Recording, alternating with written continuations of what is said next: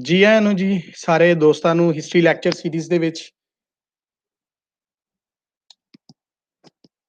ਅਸੀਂ 9 ਵਜੇ ਦਾ ਟਾਈਮ ਪਾਕਿਸਤਾਨ ਦੇ ਮੁਤਾਬਕ ਰੱਖਿਆ ਸੀ ਔਰ 9:30 ਇੰਡੀਆ ਔਰ ਇਹਦੇ ਮੁਤਾਬਕ ਬਾਕੀ ਜਿਹੜੇ ਮੁਲਕ ਨੇ ਉਹਨਾਂ ਦੇ ਵਿੱਚ ਵੀ ਅਸੀਂ ਆਨਲਾਈਨ ਆ ਰਹੇ ਹਾਂ।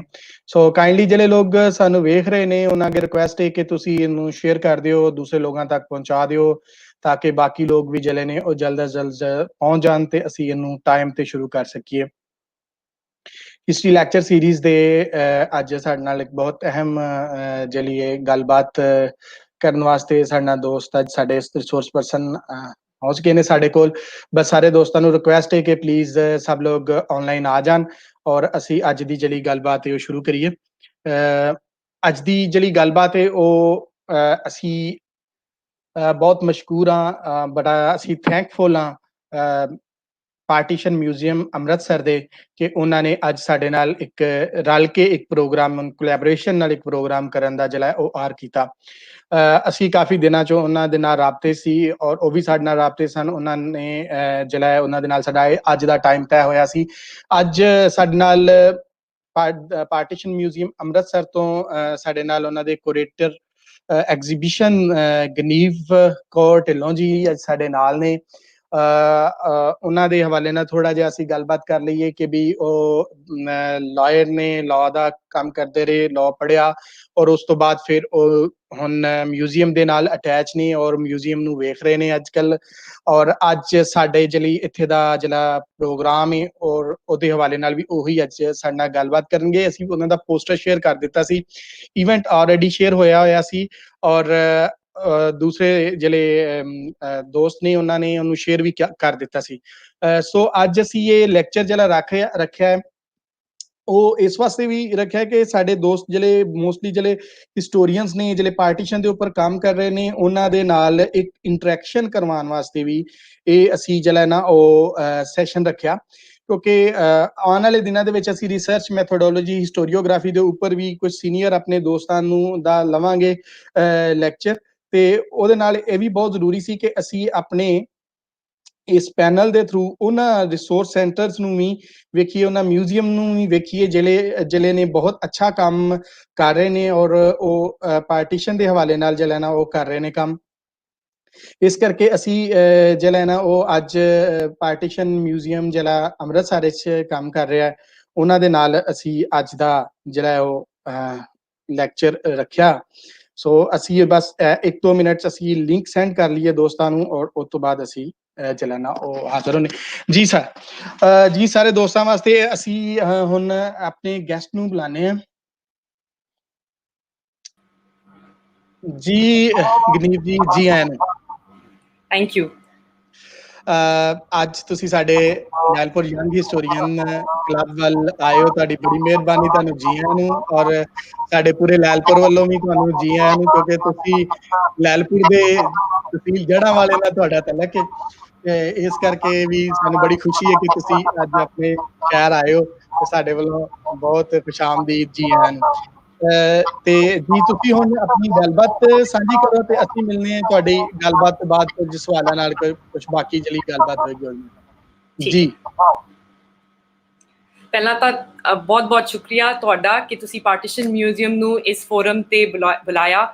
ਤੁਸੀਂ ਇੰਨਾ ਵਧੀਆ ਕੰਮ ਕਰ ਰਹੇ ਹੋ ਤੇ ਸਾਨੂੰ ਇਸ ਵਿੱਚ ਸ਼ਾਮਲ ਹੋਣ ਦਾ ਮੌਕਾ ਦੇਣ ਲਈ ਤੁਹਾਡਾ ਬਹੁਤ ਬਹੁਤ ਸ਼ੁਕਰੀਆ। ਇਸ ਲੈਕਚਰ ਵਿੱਚ ਅਸੀਂ ਪਾਰਟੀਸ਼ਨ ਮਿਊਜ਼ੀਅਮ ਦੀ ਜਰਨੀ ਤੇ ਉਸ ਦੇ ਨਾਲ ਜੁੜੀਆਂ ਕਹਾਣੀਆਂ ਬਾਰੇ ਗੱਲ ਕਰਾਂਗੇ। ਵੈਸੇ ਤਾਂ ਜਿੰਨੇ ਜੋ ਵੀ ਸੁਣ ਰਹੇ ਹੋਣਗੇ ਤੁਹਾਨੂੰ ਪਤਾ ਹੋਏਗਾ ਕਿ ਜਦੋਂ ਭਾਰਤੀ ਉਪ ਮਹਾਦੀਪ ਨੂੰ ਬਰਤਾਨਵੀ ਸਾਮਰਾਜ ਤੋਂ ਆਜ਼ਾਦੀ ਮਿਲੀ ਅਤੇ ਭਾਰਤ ਅਤੇ ਪਾਕਿਸਤਾਨ ਦੋ ਵੱਖ-ਵੱਖ ਮੁਲਕ ਹੋਂਦ ਵਿੱਚ ਆਏ ਤਾਂ ਇਸ ਵੰਡ ਦੇ ਨਤੀਜੇ ਵਜੋਂ ਇਤਿਹਾਸ ਦੀ ਸਭ ਤੋਂ ਵੱਡੀ ਮਨੁੱਖੀ ਹਿਜਰਤ ਹੋਈ। 1 ਕਰੋੜ 80 ਲੱਖ ਲੋਕ ਇਸ ਵੰਡ ਦੀ ਮਾਰ ਹੇਠ ਆਏ। 10 ਲੱਖ ਲੋਕਾਂ ਨੇ ਉਸ ਵੇਲੇ ਦੀ ਕਤਲੋਗਾਰਤ ਵਿੱਚ ਦੋਹਾਂ ਪਾਸੇ ਜਾਨ ਗਵਾਈ। ਪਰ ਵੰਡ ਤੋਂ 70 ਸਾਲ ਬਾਅਦ ਵੀ ਕੋਈ ਫਿਜ਼ੀਕਲ ਮਿਊਜ਼ੀਅਮ ਨਹੀਂ ਸੀ। ਇਸ ਟੌਪਿਕ ਤੇ ਬਹੁਤ ਕੰਮ ਹੋਇਆ ਹੈ ਐਕੈਡੈਮਿਕਲੀ, ਲਿਟਰੇਚਰ ਵਿੱਚ, ਪੋਇਟਰੀ, ਪਰ ਕੋਈ ਇੱਕ ਜਗ੍ਹਾ ਨਹੀਂ ਸੀ ਜੋ ਸਿਰਫ ਵੰਡ ਨੂੰ ਸਮਰਪਿਤ ਹੈ ਜਾਂ ਉਸ ਵੇਲੇ ਸੀ ਮਿਊਜ਼ੀਅਮ ਤੋਂ ਪਹਿਲਾਂ। ਸੋ ਇਸ ਮਿਊਜ਼ੀਅਮ ਦਾ ਆਈਡੀਆ ਕਿਸ਼ਵਰ ਦੇਸਾਈ ਦਾ ਸੀ। ਉਹਨਾਂ ਦੇ ਮਾਤਾ ਪਿਤਾ ਦੋਨੋਂ ਲਾਹੌਰ ਤੋਂ ਉੱਜੜ ਕੇ ਆਏ ਅਤੇ ਉਹਨਾਂ ਦਾ ਸੁਪਨਾ ਸੀ ਕਿ ਇੱਕ ਮਿਊਜ਼ੀਅਮ ਹੋਣਾ ਚਾਹੀਦਾ ਹੈ ਜਿਸ ਵਿੱਚ ਵੰਡ ਦੀ ਕਹਾਣੀ ਹੋਵੇ। ਉਹਨਾਂ ਨੇ ਆਪਣੇ ਦੋਸਤਾਂ ਮਿੱਤਰਾਂ ਨਾਲ ਗੱਲ ਕੀਤੀ, ਜਿਨ੍ਹਾਂ ਦੇ ਪਰਿਵਾਰ ਵੀ ਉੱਜੜ ਕੇ ਆਏ ਸੀ, ਤੇ ਹੌਲੀ ਹੌਲੀ ਇਹ ਆਈਡੀਆ ਡਿਵੈਲਪ ਹੁੰਦਾ ਗਿਆ। ਪਹਿਲਾਂ ਅਸੀਂ 2015-2016 ਵਿੱਚ ਛੋਟੇ ਛੋਟੇ ਐਗਜ਼ੀਬਿਸ਼ਨਸ ਕੀਤੇ, ਟਾਕਸ, ਲੈਕਚਰਸ, ਪੌਪ-ਅਪ ਐਗਜ਼ੀਬਿਸ਼ਨਸ ਕੀਤੀਆਂ। ਤੇ ਯੂਜਲੀ ਕੀ ਹੁੰਦਾ ਹੈ ਕਿ ਜਦੋਂ ਕੋਈ ਮਿਊਜ਼ੀਅਮ ਸੈਟਅਪ ਹੁੰਦਾ ਹੈ ਤਾਂ ਉਸਦੇ ਵਿੱਚ ਕਿਸੇ ਦੀ ਕੋਈ ਕਲੈਕਸ਼ਨ ਹੁੰਦੀ ਹੈ ਜੋ ਕਈ ਸਾਲਾਂ ਤੋਂ ਜਾਂ ਕਈ ਦਹਾਕਿਆਂ ਤੋਂ ਇਕੱਠੀ ਕੀਤੀ ਜਾਂਦੀ ਹੈ, ਤੇ ਉਹ ਬੰਦਾ ਡੋਨੇਟ ਕਰ ਦਿੰਦਾ ਹੈ ਤੇ ਕਹਿੰਦਾ ਇਸ ਦੇ ਉੱਤੇ ਮਿਊਜ਼ੀਅਮ ਬਣਾ ਦਿਓ, ਜਾਂ ਫਿਰ ਬਹੁਤ ਪੈਸੇ ਹੁੰਦੇ ਆ ਤੇ ਉਹ ਕਹਿੰਦਾ ਅਸੀਂ ਤੁਹਾਨੂੰ ਇਹ ਪੈਸੇ ਦੇ ਰਹੇ ਹਾਂ, ਤੁਸੀਂ ਹੁਣ ਇਹਨਾਂ ਪੈਸਿਆਂ ਨਾਲ ਆਪਣੀਆਂ ਚੀਜ਼ਾਂ ਇਕੱਠੀਆਂ ਕਰ ਲਓ ਤੇ ਮਿਊਜ਼ੀਅਮ ਖੜਾ ਕਰ ਲਓ।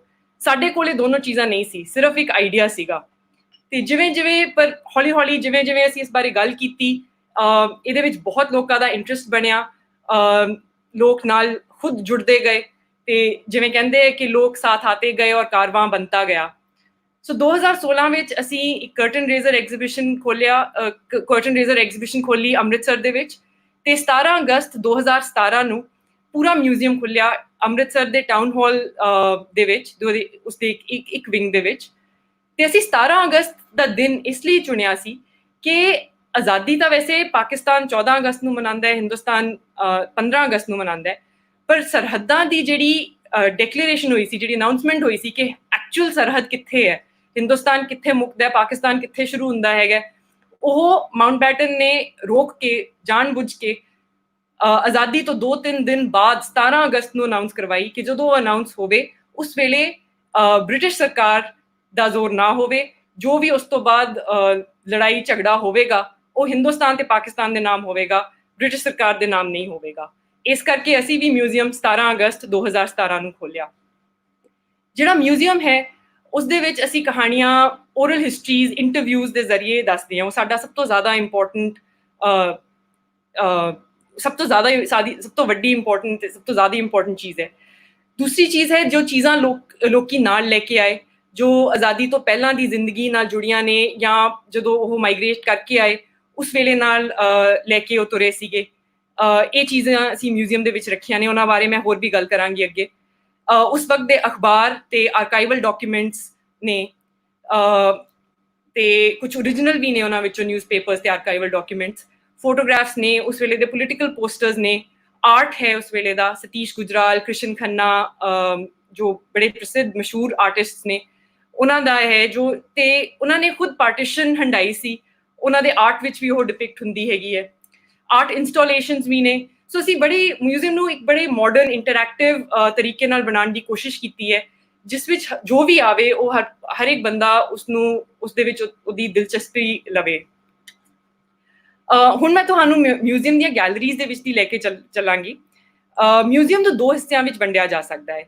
ਜਿਹੜੇ ਵੰਡ ਤੋਂ ਪਹਿਲੇ ਹੈਗੇ, ਜਿਹੜੇ ਵੰਡ ਤੋਂ ਪਹਿਲਿਆਂ ਦੇ ਦਹਾਕਿਆਂ ਵਿੱਚ ਜੋ ਹੋਇਆ, ਸੋ ਅਸੀਂ 1900 ਤੋਂ ਸ਼ੁਰੂ ਕਰਦੇ ਹਾਂ, ਤੇ ਦੂਜਾ ਹਿੱਸਾ ਹੈਗਾ ਜਿਸ ਵਿੱਚ ਵੰਡ ਦੀਆਂ ਕਹਾਣੀਆਂ ਉੱਤੇ ਫੋਕਸ ਕੀਤਾ ਹੈਗਾ। ਜਿਹੜੀ ਪਹਿਲੀ ਗੈਲਰੀ ਹੈ ਉਹ ਅੰਮ੍ਰਿਤਸਰ ਸ਼ਹਿਰ ਤੇ ਹੈ। ਅੰਮ੍ਰਿਤਸਰ ਤੇ ਲਾਹੌਰ ਦੋਨਾਂ ਨੂੰ ਟਵਿਨ ਸਿਟੀਜ਼ ਮੰਨਿਆ ਜਾਂਦਾ ਸੀ। ਇਹ ਆਪਸ ਵਿੱਚ 50 ਕਿਲੋਮੀਟਰ ਤੋਂ ਵੀ ਘੱਟ ਦੂਰੀ ਤੇ ਹੈਗੀਆਂ ਨੇ, ਤੇ ਉਸ ਵੇਲੇ ਵੀ ਲੋਕੀ ਦੋਨੋਂ ਸ਼ਹਿਰਾਂ ਦੇ ਵਿਚਕਾਰ ਰੋਜ਼ਾਨਾ ਸਫ਼ਰ ਕਰਦੇ ਸੀ। ਅੰਮ੍ਰਿਤਸਰ ਉਸ ਵੇਲੇ ਦਾ ਵਪਾਰਕ ਕੇਂਦਰ ਸੀ, ਲਾਹੌਰ ਸੱਭਿਆਚਾਰਕ ਕੇਂਦਰ ਸੀ, ਤੇ ਦੋਨੋਂ ਬਹੁਤ ਹੀ ਇੰਪੋਰਟੈਂਟ ਸ਼ਹਿਰ ਸੀਗੇ। ਜੇ ਤੁਸੀਂ ਕੋਈ ਪੁਰਾਣਾ ਨਕਸ਼ਾ ਦੇਖੋ ਤਾਂ ਅੰਮ੍ਰਿਤਸਰ ਤੇ ਲਾਹੌਰ ਦੋਨੋਂ ਅਣਮੰਡੇ ਪੰਜਾਬ ਸੂਬੇ ਦੇ ਲਗਭਗ ਬਿਲਕੁਲ ਕੇਂਦਰ ਵਿੱਚ ਸਥਿਤ ਨੇ। ਵੰਡ ਦਾ ਅੰਮ੍ਰਿਤਸਰ ਦੇ ਉੱਤੇ ਬਹੁਤ ਵੱਡਾ ਪ੍ਰਭਾਵ ਪਿਆ। ਇਹ ਇੱਕ ਸਰਹੱਦੀ ਸ਼ਹਿਰ ਬਣ ਗਿਆ। ਇਹਦੀ ਵੱਡੀ ਆਬਾਦੀ ਇੱਥੋਂ ਉੱਜੜ ਕੇ ਦੂਸਰੀਆਂ ਥਾਵਾਂ ਤੇ ਵਸ ਗਈ, ਤੇ ਜਿਹੜਾ ਕਟਰਾ ਆਹਲੂਵਾਲੀਆ, ਜਿੱਥੇ ਟਾਊਨ ਹਾਲ, ਜਿੱਥੇ ਸਾਡਾ ਮਿਊਜ਼ੀਅਮ ਸਥਿਤ ਹੈਗਾ, ਉਸਦੇ ਆਲੇ ਦੁਆਲੇ ਦਾ ਇਲਾਕਾ ਵੰਡ ਦੇ ਵੇਲੇ ਦੇ ਦੰਗਿਆਂ ਵਿੱਚ ਪੂਰਾ ਤਬਾਹ ਹੋ ਗਿਆ ਸੀ।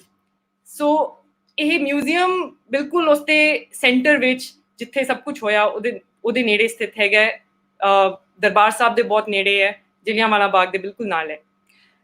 ਜਿਹੜੀ ਉਸ ਤੋਂ ਅਗਲੀ ਗੈਲਰੀ ਹੈ, ਉਸ ਦੇ ਵਿੱਚ ਅਸੀਂ ਭਾਰਤੀ ਉਪ ਮਹਾਦੀਪ ਵਿੱਚ ਬਰਤਾਨਵੀ ਸਾਮਰਾਜ ਸਥਾਪਿਤ ਹੋਣ ਤੇ ਕੇਂਦਰਿਤ ਹੈਗੀ ਹੈ। ਸਾਡੇ ਕੋਲ ਇੱਕ ਸਰਟੀਫਿਕੇਟ ਹੈ ਜੋ 1919 ਵਿੱਚ ਲਾਹੌਰ ਦੇ ਜ਼ਿਲ੍ਹੇ ਦੇ ਵਿੱਚ ਇੱਕ ਲਾਲਾ ਈਸ਼ਰ ਦਾਸ ਨੂੰ ਦਿੱਤਾ ਗਿਆ ਸੀਗਾ। ਉਹ ਸਰਟੀਫਿਕੇਟ ਇਹ ਕਹਿੰਦਾ ਹੈ ਕਿ ਯੂਰੋਪੀਅਨ ਅਧਿਕਾਰੀਆਂ ਦੀ ਮੌਜੂਦਗੀ ਵਿੱਚ ਲਾਲਾ ਈਸ਼ਰ ਦਾਸ ਇੱਕ ਕੁਰਸੀ ਤੇ ਬੈਠ ਸਕਦੇ ਨੇ। ਹੁਣ ਇਹ ਦੱਸਦਾ ਹੈਗਾ ਕਿ ਉਸ ਵੇਲੇ ਜ਼ਿਆਦਾ ਹਿੰਦੁਸਤਾਨੀਆਂ ਦੇ ਨੂੰ ਕਿਵੇਂ ਅਪਮਾਨਿਤ ਕੀਤਾ ਜਾਂਦਾ ਸੀਗਾ।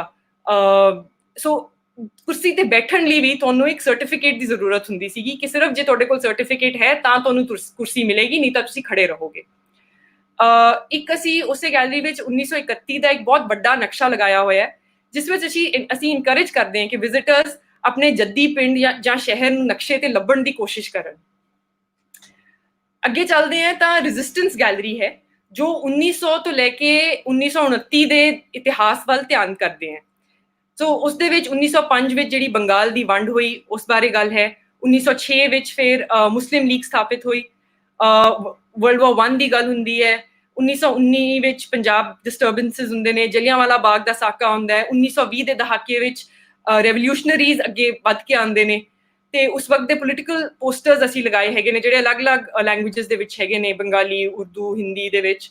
ਤੇ 1929 ਵਿੱਚ ਪੂਰਨ ਸਵਰਾਜ ਕਾਂਗਰਸ ਵੱਲੋਂ ਮੰਗ ਹੁੰਦੀ ਹੈਗੀ, ਜਿਹੜੀ ਲਾਹੌਰ ਸ਼ਹਿਰ ਵਿੱਚ ਰਾਵੀ ਦੇ ਕੰਢੇ ਹੁੰਦੀ ਹੈ। ਤੇ ਉਹਦੇ ਨਾਲ ਅਸੀਂ ਇੱਕ ਜਿਵੇਂ ਓਰਲ ਹਿਸਟਰੀ ਹੈਗੀ ਹੈ, ਸਾਡੇ ਕੋਲ ਇੱਕ ਇੰਟਰਵਿਊ ਹੈਗੀ ਹੈ ਇੱਕ ਬੰਦੇ ਨਾਲ ਜਿਨ੍ਹਾਂ ਦਾ ਜਨਮ 1924-25 ਵਿੱਚ ਹੋਇਆ ਸੀਗਾ। ਸੋ ਉਸ ਵਕਤ ਉਹ ਬੱਚੇ ਸੀਗੇ, ਪਰ ਉਹਨਾਂ ਨੂੰ ਇੰਨਾ ਯਾਦ ਹੈ ਕਿ ਮੈਂ ਆਪਣੇ ਕੋਠੇ ਤੋਂ ਖੜੇ ਹੋ ਕੇ ਪੰਡਿਤ ਨਹਿਰੂ ਨੂੰ ਇੱਕ ਚਿੱਟੇ ਘੋੜੇ ਤੇ ਜਾਂਦੇ ਦੇਖਿਆ ਸੀਗਾ ਜਲੂਸ ਦੇ ਵਿੱਚ। ਸੋ ਅਸੀਂ ਜਿਹੜੀ ਹਿਸਟਰੀ ਹੈਗੀ ਹੈ ਉਹਨੂੰ ਲੋਕਾਂ ਦੀ ਯਾਦਾਸ਼ਤ, ਲੋਕਾਂ ਦੀਆਂ ਕਹਾਣੀਆਂ ਨਾਲ ਜੋੜ ਕੇ ਦੱਸਣ ਦੀ ਕੋਸ਼ਿਸ਼ ਕੀਤੀ ਹੈਗੀ ਹੈ। ਫਿਰ ਅਗਲੀ ਗੈਲਰੀ 1930 ਤੋਂ ਲੈ ਕੇ 1945 ਦੇ ਈਅਰਸ ਨੂੰ ਕਵਰ ਕਰਦੇ ਆ। ਸੋ ਇਹ ਉਹ ਸਾਲ ਨੇ ਜਿਸ ਵਿੱਚ ਪਾਕਿਸਤਾਨ ਦੀ ਮੰਗ ਅੱਗੇ ਆਉਂਦੀ ਹੈ।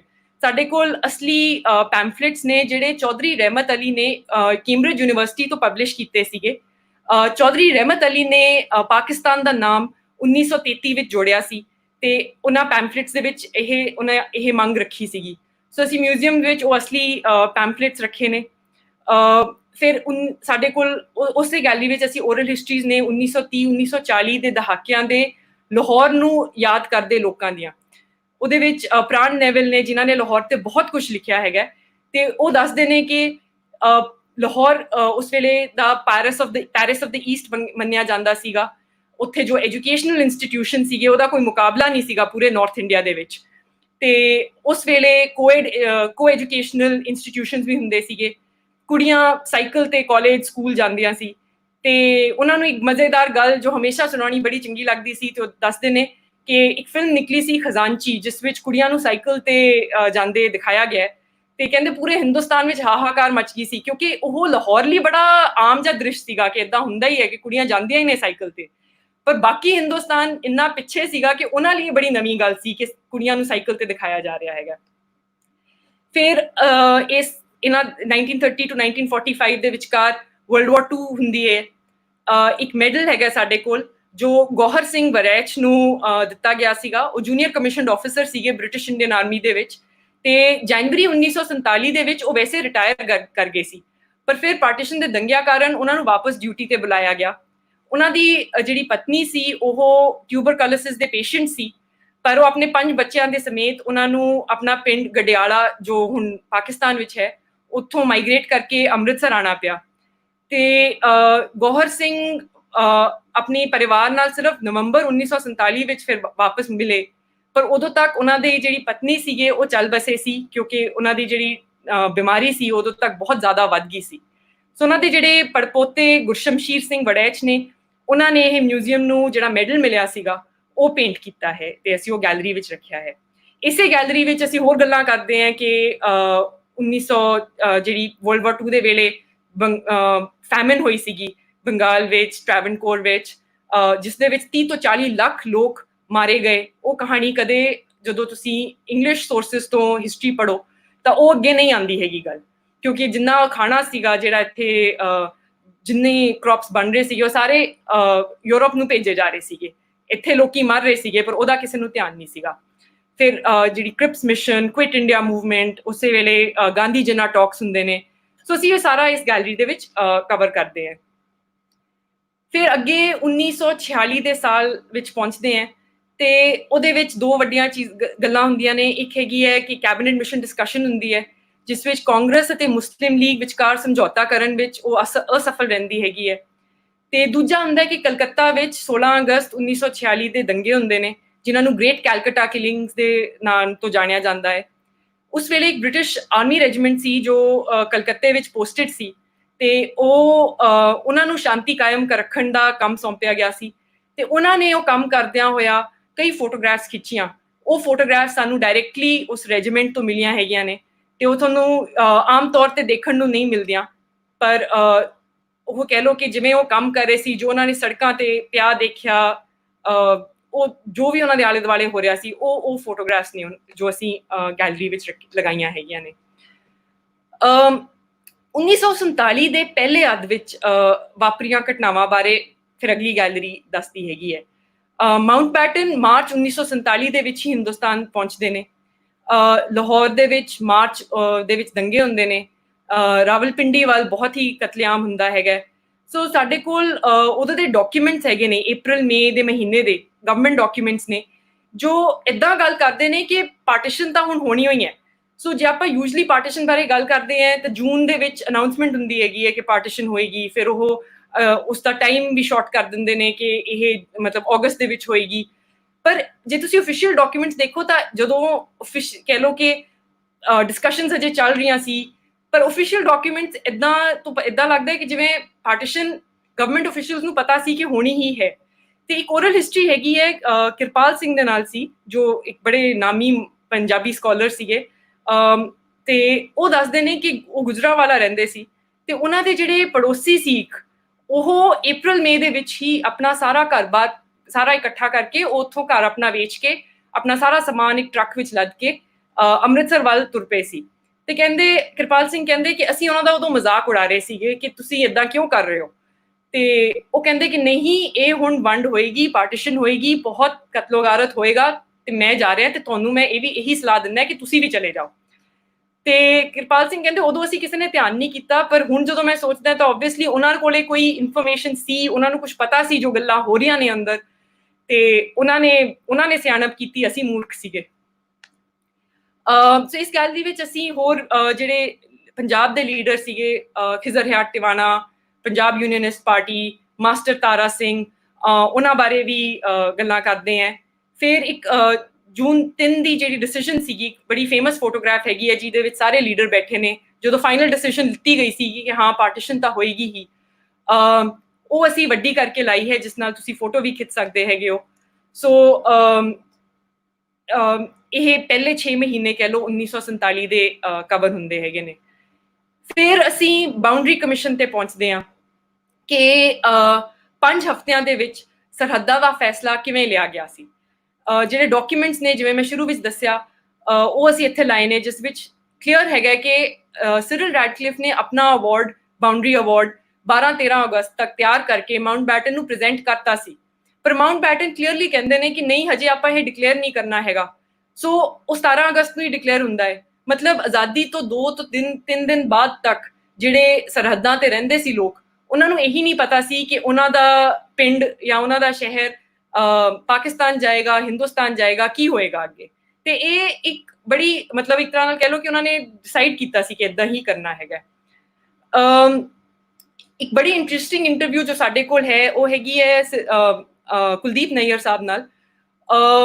ਉਹਨਾਂ ਨੇ ਸਿਰਿਲ ਰੈਡਕਲਿਫ ਨਾਲ 1971 ਵਿੱਚ ਇੱਕ ਇੰਟਰਵਿਊ ਕੀਤੀ ਸੀ। ਸਿਰਿਲ ਰੈਡਕਲਿਫ ਵੈਸੇ ਆਪਣੇ ਇਸ ਡਿਸੀਜਨ ਬਾਰੇ ਕੁਝ ਖਾਸ ਗੱਲਾਂ ਨਹੀਂ ਕਰਦੇ ਸੀ, ਪਰ ਉਹਨਾਂ ਨੇ ਕੁਲਦੀਪ ਨਈਅਰ ਸਕਸੀਡ ਕਰ ਗਏ ਇਸ ਵਿੱਚ ਉਹਨਾਂ ਨਾਲ ਗੱਲ ਕਰਨ ਦੇ ਵਿੱਚ। ਤੇ ਉਸ ਦੇ ਵਿੱਚ ਉਹਨਾਂ ਨੂੰ ਪੁੱਛਦੇ ਨੇ ਕਿ ਤੁਹਾਨੂੰ ਕੀ ਲੱਗਦਾ ਆਪਣੇ ਡਿਸੀਜਨ ਬਾਰੇ। ਤੇ ਸਿਰਿਲ ਰੈਡਕਲਿਫ ਕਹਿੰਦੇ ਨੇ ਕਿ ਜੋ ਮੈਂ ਉਸ ਵਕਤ ਜਿੰਨਾ ਮੇਰੇ ਕੋਲ ਇਨਫੋਰਮੇਸ਼ਨ ਸੀ, ਜੋ ਮੇਰੇ ਕੋਲ ਵਕਤ ਸੀ, ਉਹਦੇ ਵਿੱਚ ਮੈਂ ਇਹੀ ਕਰ ਸਕਦਾ ਸੀ ਜੋ ਮੈਂ ਕੀਤਾ, ਇਸ ਤੋਂ ਜ਼ਿਆਦਾ ਮੈਂ ਨਹੀਂ ਕਰ ਸਕਦਾ ਸੀ। ਤੇ ਫਿਰ ਕੁਲਦੀਪ ਨਈਅਰ ਉਹਨਾਂ ਨੂੰ ਪੁੱਛਦੇ ਨੇ ਕਿ ਤੁਹਾਨੂੰ ਲੱਗਦਾ ਹੈ ਕਿ ਤੁਹਾਡਾ ਡਿਸੀਜਨ ਸਹੀ ਸੀਗਾ। ਤੇ ਉਹ ਕਹਿੰਦੇ ਕਿ ਦੇਖੋ, ਮੈਨੂੰ ਲੱਗਦਾ ਹੈ ਕਿ ਮੈਂ ਤੁਹਾਡੇ ਨਾਲ ਵੈਸਟ ਵਾਲੇ ਪਾਸੇ, ਪੱਛਮ ਵਾਲੇ ਪਾਸੇ ਜ਼ਿਆਦਤੀ ਕੀਤੀ, ਤੇ ਮੈਂ ਪਾਕਿਸਤਾਨ ਨਾਲ ਈਸਟ ਵਾਲੇ ਪਾਸੇ, ਬੰਗਾਲ ਵਾਲੇ ਪਾਸੇ ਜ਼ਿਆਦਤੀ ਕੀਤੀ। ਸੋ ਲਗਭਗ ਕਹਿ ਲਓ ਇਕੁਅਲ ਹੀ ਹੋ ਗਿਆ ਹੈਗਾ। ਸੋ ਇਹ ਅਸੀਂ ਬਾਉਂਡਰੀ ਕਮਿਸ਼ਨ ਦੇ ਵਿੱਚ, ਉਸ ਦੇ ਵਿੱਚ ਅਸੀਂ ਫਿਰ ਜਿਹੜੇ ਬਾਕੀ ਗੱਲਾਂ ਹੋਈਆਂ ਕਿ ਅਲੱਗ-ਅਲੱਗ ਲੋਕ, ਅਲੱਗ-ਅਲੱਗ ਕਾਂਗਰਸ ਨੇ, ਮੁਸਲਿਮ ਲੀਗ ਨੇ, ਸਿੱਖਾਂ ਨੇ ਆਪਣੇ ਆਪਣੇ ਨਕਸ਼ੇ ਪਾਸ ਕਰਵਾਉਣ ਦੀ ਕੋਸ਼ਿਸ਼ ਕੀਤੀ, ਉਹ ਵੀ ਦਿਖਾਏ ਹੈਗੇ ਨੇ। ਜਿਹੜੇ ਰੈਫਰੈਂਡਮ ਹੋਏ ਉਹ ਕਵਰ ਕੀਤਾ ਹੈਗਾ। ਸੋ ਇਹ ਇਨਫੋਰਮੇਸ਼ਨ ਕਵਰ ਕਰਦੇ ਹੈਗੇ ਆ। ਫਿਰ ਆਜ਼ਾਦੀ ਵਾਲੇ ਦਿਨ ਤੇ ਇੱਕ ਨਜ਼ਰ ਮਾਰਦੇ ਆ। ਪਾਕਿਸਤਾਨ 14 ਅਗਸਤ ਨੂੰ ਮਨਾਉਂਦਾ ਹੈ, ਹਿੰਦੁਸਤਾਨ 15 ਅਗਸਤ ਨੂੰ ਆਜ਼ਾਦੀ ਮਨਾਉਂਦਾ ਹੈ।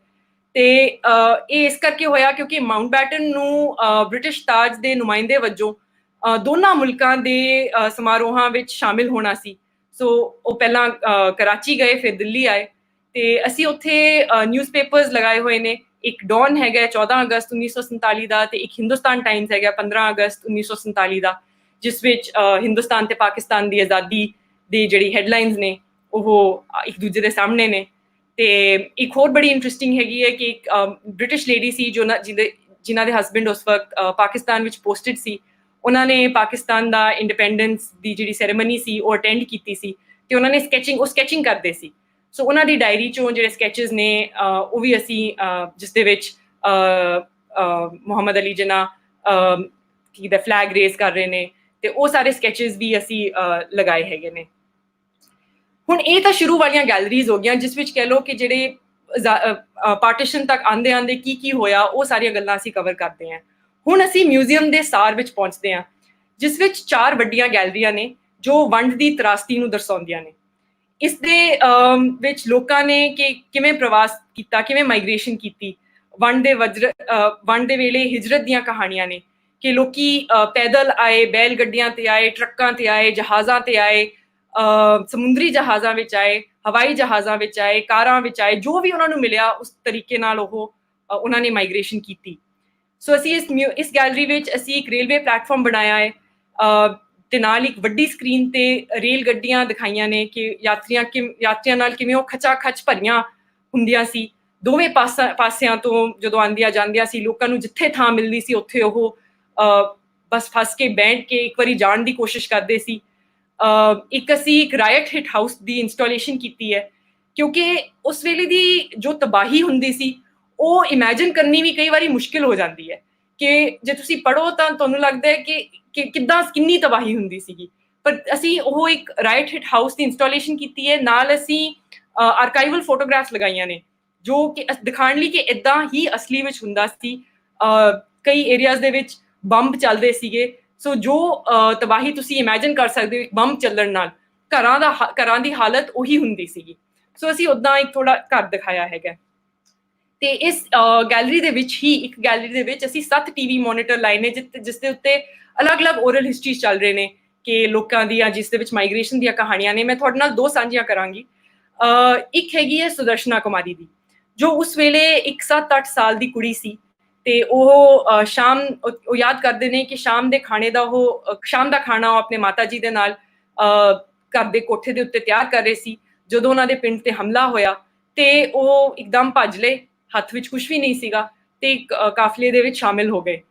ਤੇ ਉਹਨਾਂ ਨੇ ਜਦੋਂ ਤੁਰੇ ਜਾ ਰਹੇ ਸੀਗੇ, ਇੱਕ ਥਾਂ ਤੇ ਕਾਫਲੇ ਦੇ ਵਿੱਚ ਇੱਕ ਥਾਂ ਤੇ ਕਾਫਲਾ ਰੁਕਿਆ, ਤੇ ਇੱਕ ਨੇੜੇ ਇੱਕ ਸੜਿਆ ਹੋਇਆ ਘਰ ਸੀ, ਤੇ ਉਹ ਘਰ ਦੇ ਵਿੱਚ ਕਹਿੰਦੇ ਮੈਂ ਬੱਚੀ ਸੀ, ਮੈਨੂੰ ਕੁਝ ਸਮਝ ਵੀ ਨਹੀਂ ਸੀ ਕਿ ਕੀ ਹੋ ਰਿਹਾ ਹੈਗਾ, ਤੇ ਮੈਂ ਬੱਚਿਆਂ ਨਾਲ ਉਸ ਘਰ ਦੇ ਵਿੱਚ ਖੇਡਣ ਲਈ ਚਲੇ ਗਈ।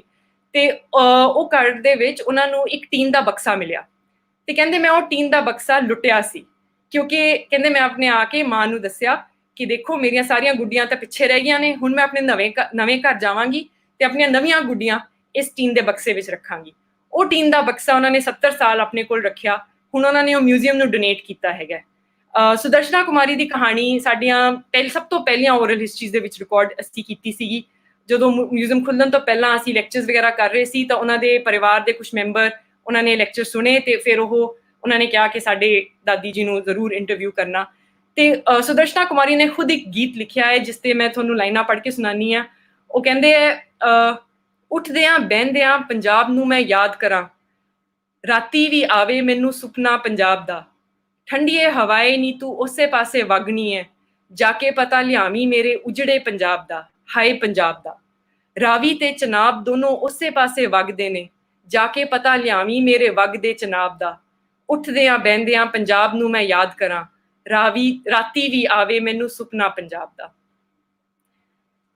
ਤੇ ਇਹ ਉਹ ਆਪਣੀ ਓਰਲ ਹਿਸਟਰੀ ਦੇ ਵਿੱਚ ਆਪਣੀ ਆਵਾਜ਼ ਦੇ ਵਿੱਚ ਗਾ ਕੇ ਸੁਣਾਉਂਦੇ ਨੇ। ਦੂਜੀ ਕਹਾਣੀ ਜੋ ਮੈਂ ਤੁਹਾਡੇ ਨਾਲ ਸਾਂਝੀ ਕਰਾਂਗੀ ਉਹ ਹੈ ਮਸ਼ਕੂਰ ਹੁਸੈਨ ਯਾਦ ਦੀ। ਉਹ ਪਾਕਿਸਤਾਨ ਦੇ ਨਾਮੀ ਸ਼ਾਇਰ ਸੀ, ਹੁਣੇ ਕੁਝ ਤੇ ਪਹਿਲਾਂ ਉਹਨਾਂ ਦੀ ਡੈਥ ਹੋਈ ਹੈ। 1925 ਵਿੱਚ ਉਹਨਾਂ ਦਾ ਜਨਮ ਹੋਇਆ ਸੀ ਡੱਬਾਲੀ ਹਿਸਾਰ ਦੇ ਜ਼ਿਲ੍ਹੇ ਦੇ ਵਿੱਚ, ਤੇ ਚੜ੍ਹਦੇ ਪੰਜਾਬ ਵਾਲੇ ਪਾਸੇ।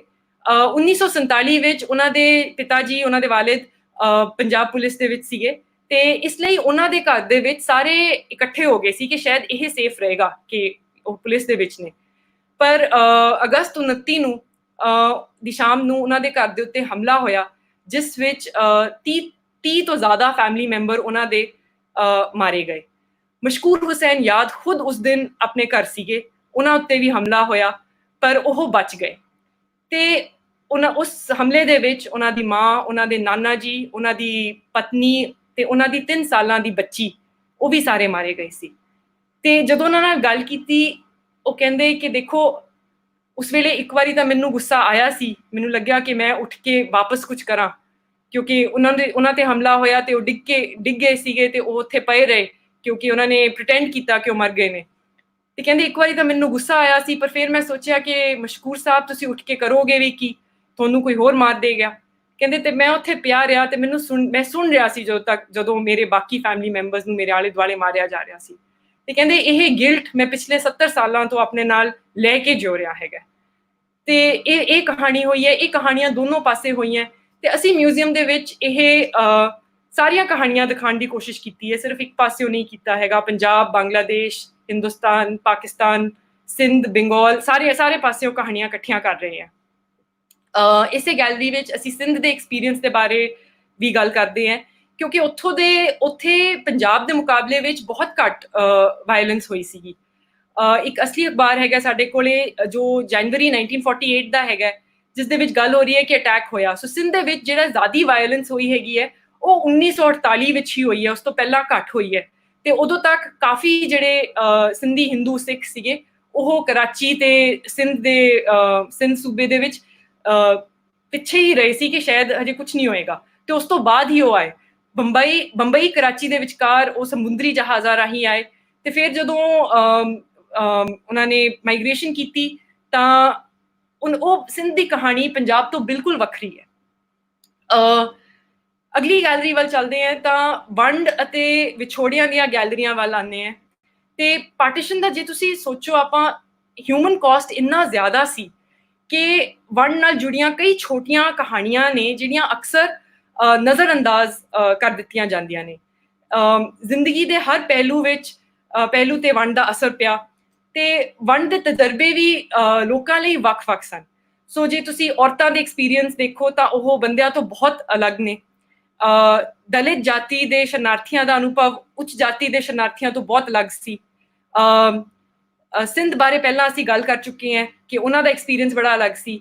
ਫਿਰ ਅਸੀਂ ਬੰਗਾਲ ਵਾਲੇ ਪਾਸੇ ਜੇ ਪਾਰਟੀਸ਼ਨ ਦਾ ਦੇਖੀਏ ਤਾਂ ਉਸ ਦਾ ਵੱਖਰਾ ਪ੍ਰਭਾਵ ਪਿਆ ਸੀ। ਮਾਈਗ੍ਰੇਸ਼ਨ ਨੇ ਅਲੱਗ ਰੂਪ ਲਿਆ। ਉੱਥੇ ਬੰਗਾਲ ਵਾਲੇ ਪਾਸੇ ਮਾਈਗ੍ਰੇਸ਼ਨ ਜਿਹੜੀ ਹੈ ਉਹ ਕਈ ਦਹਾਕਿਆਂ ਤੱਕ ਚੱਲਦੀ ਰਹੀ ਦੋਹੇ ਪਾਸਿਓਂ, ਤੇ ਹੁਣ ਵੀ ਸ਼ਾਇਦ ਕਾਫੀ ਉਸ ਤੇ ਤੱਕ ਕਾਫੀ ਚੱਲਦੀ ਰਹਿੰਦੀ ਹੈ। ਸੋ ਇਹ ਅਸੀਂ ਥੋੜੇ ਐਕਸਪੀਰੀਅੰਸਿਸ ਬਾਰੇ ਵੀ ਗੱਲ ਕਰਦੇ ਹੈਗੇ ਆ। ਦੂਜੀ ਗੱਲ ਜੋ ਯਾਦ ਰੱਖਣ ਵਾਲੀ ਹੈ ਕਿ ਹਰ ਚੀਜ਼ ਦੀ ਵੰਡ ਹੋਈ, ਦੋਨਾਂ ਮੁਲਕਾਂ ਦੇ ਵਿਚਕਾਰ ਉਸਨੂੰ ਵੰਡਿਆ ਗਿਆ ਸੀਗਾ। ਸੋ ਅਸੀਂ ਮਿਊਜ਼ੀਅਮ ਵਿੱਚ ਹੈ ਤੇ ਮਿਊਜ਼ੀਅਮ ਦੀਆਂ ਜਿਹੜੀਆਂ ਚੀਜ਼ਾਂ ਸੀਗੀਆਂ ਉਹ ਵੰਡੀਆਂ ਗਈਆਂ। ਮੋਹਿੰਜੋ-ਦਾੜੋ ਤੋਂ ਇੱਕ ਬੜਾ ਹੀ ਸੋਹਣਾ, ਬਹੁਤ ਹੀ ਇਨਵੈਲਿਊਬਲ ਇੱਕ ਨੈਕਲੇਸ ਮਿਲਿਆ ਸੀ ਜੋ ਵੰਡ ਤੋਂ ਪਹਿਲਾਂ ਲੱਭਿਆ ਗਿਆ ਸੀ।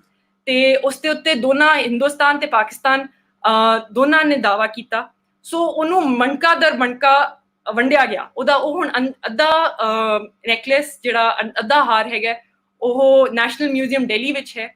ਉਹਦਾ ਦੂਜਾ ਅੱਧਾ ਪਾਕਿਸਤਾਨ ਵਿੱਚ ਹੈ, ਮੇਰੇ ਹਿਸਾਬ ਨਾਲ ਕਰਾਚੀ 'ਚ ਹੈ। ਸੋ ਕਹਿ ਲਓ ਇੱਕ ਤਰ੍ਹਾਂ ਨਾਲ ਉਸ ਆਬਜੈਕਟ ਦੀ ਕੋਈ ਇੰਟੈਗ੍ਰਿਟੀ ਨਹੀਂ ਰਹੀ। ਉਹਨੂੰ ਸਿਰਫ ਇੱਕ ਬੀਡ ਦੇ ਹਿਸਾਬ ਨਾਲ ਕਿ ਇੱਕ ਬੀਡ ਇੱਧਰ, ਇੱਕ ਬੀਡ ਇੱਧਰ, ਇੱਕ ਮਣਕਾ ਇੱਧਰ, ਇੱਕ ਮਣਕਾ ਇੱਧਰ ਕਰਕੇ ਵੰਡਿਆ ਗਿਆ। ਤੇ ਇਹ ਹਰ ਚੀਜ਼ ਨਾਲ ਹੋਇਆ। ਮਤਲਬ ਕਿਸੇ ਡਿਪਾਰਟਮੈਂਟ ਵਿੱਚ ਕਿੰਨੇ ਪੈਨਸ ਨੇ, ਕਿੰਨੇ ਚੇਅਰਸ ਨੇ, ਕਿੰਨੇ ਟੇਬਲਸ ਨੇ, ਕਿੰਨੇ ਸਾਈਕਲ ਨੇ, ਉਹ ਸਾਰੇ ਦੋਨੋਂ ਮੁਲਕਾਂ ਦੇ ਵਿੱਚ ਵੰਡੇ ਗਏ। ਏਦਾਂ ਹੀ ਮਿਊਜ਼ੀਅਮ ਦੇ ਵਿੱਚ ਨਾਲ ਹੀ ਜੇ ਤੁਸੀਂ ਇੱਕ ਤਕਸ਼ਲਾ ਤੋਂ ਲੱਭੀ ਬੁੱਧ ਦੀ ਮੂਰਤੀ ਸੀ ਜਿਸ ਦੇ ਵਿੱਚ ਉਹਨਾਂ ਦੇ 2 ਪੈਰ ਨੇ, ਤੇ ਉਹ ਇੱਕ ਪੈਰ ਹੁਣ ਚੰਡੀਗੜ੍ਹ ਦੇ ਮਿਊਜ਼ੀਅਮ ਦੇ ਵਿੱਚ ਹੈ, ਦੂਜਾ ਪੈਰ ਲਾਹੌਰ ਮਿਊਜ਼ੀਅਮ 'ਚ ਹੈ। ਸੋ ਏਦਾਂ ਮਤਲਬ ਕਹਿ ਲਓ ਕਿ ਜਿਹੜੀ ਆਬਜੈਕਟ ਦੀ ਇੰਟੈਗ੍ਰਿਟੀ ਸੀ ਉਸ ਦਾ ਕੋਈ ਖਿਆਲ ਨਹੀਂ ਕੀਤਾ ਗਿਆ, ਸਿਰਫ ਇੱਕ ਨਿਊਮੈਰੀਕਲੀ ਹਾਫ ਕੀਤਾ ਗਿਆ ਕਿ ਇਹਨੂੰ ਵਿਚਕਾਰ ਦੀ ਅੱਧ ਕਰ ਦਿਓ। ਏਦਾਂ ਹੀ ਆਰਮੀ ਨੂੰ ਡਿਵਾਈਡ ਕੀਤਾ ਗਿਆ। ਮੈਂ ਇੱਕ ਚਿੱਠੀ ਪੜਾਂਗੀ ਜੋ ਮਿਊਜ਼ੀਅਮ ਵਿੱਚ ਅਸੀਂ ਰੱਖੀ ਹੈਗੀ ਹੈ। ਇਹ ਲੈਫਟੀਨੈਂਟ ਕਰਨਲ ਮੁਹੰਮਦ ਸਦੀਕ, ਜੋ ਕਮਾਂਡਰ ਸੀਗੇ 7/11 ਰੈਜੀਮੈਂਟ ਦੇ, ਉਹਨਾਂ ਨੇ ਇਹ 27 ਅਗਸਤ 1947 ਨੂੰ ਲਿਖੀ ਸੀ ਤੇ ਇੰਗਲਿਸ਼ ਵਿੱਚ ਹੈ, ਮੈਂ ਇਹ ਪੜ੍ਹ ਕੇ ਤੁਹਾਨੂੰ ਸੁਣਾਨੀ ਹੈ। ਉਹ ਕਹਿੰਦੇ ਨੇ, so far as the Sikh regiment goes, I have had it, sir. I belong to the West Punjab and being a Muslim have no choice but to serve in Pakistan. I am a most disappointed person today. The Indian army is systemically being destroyed, a fine mechanism being disintegrated to satisfy some of the so-called politicians who till now called us mercenary soldiers. We are watching a tragedy being performed in front of us.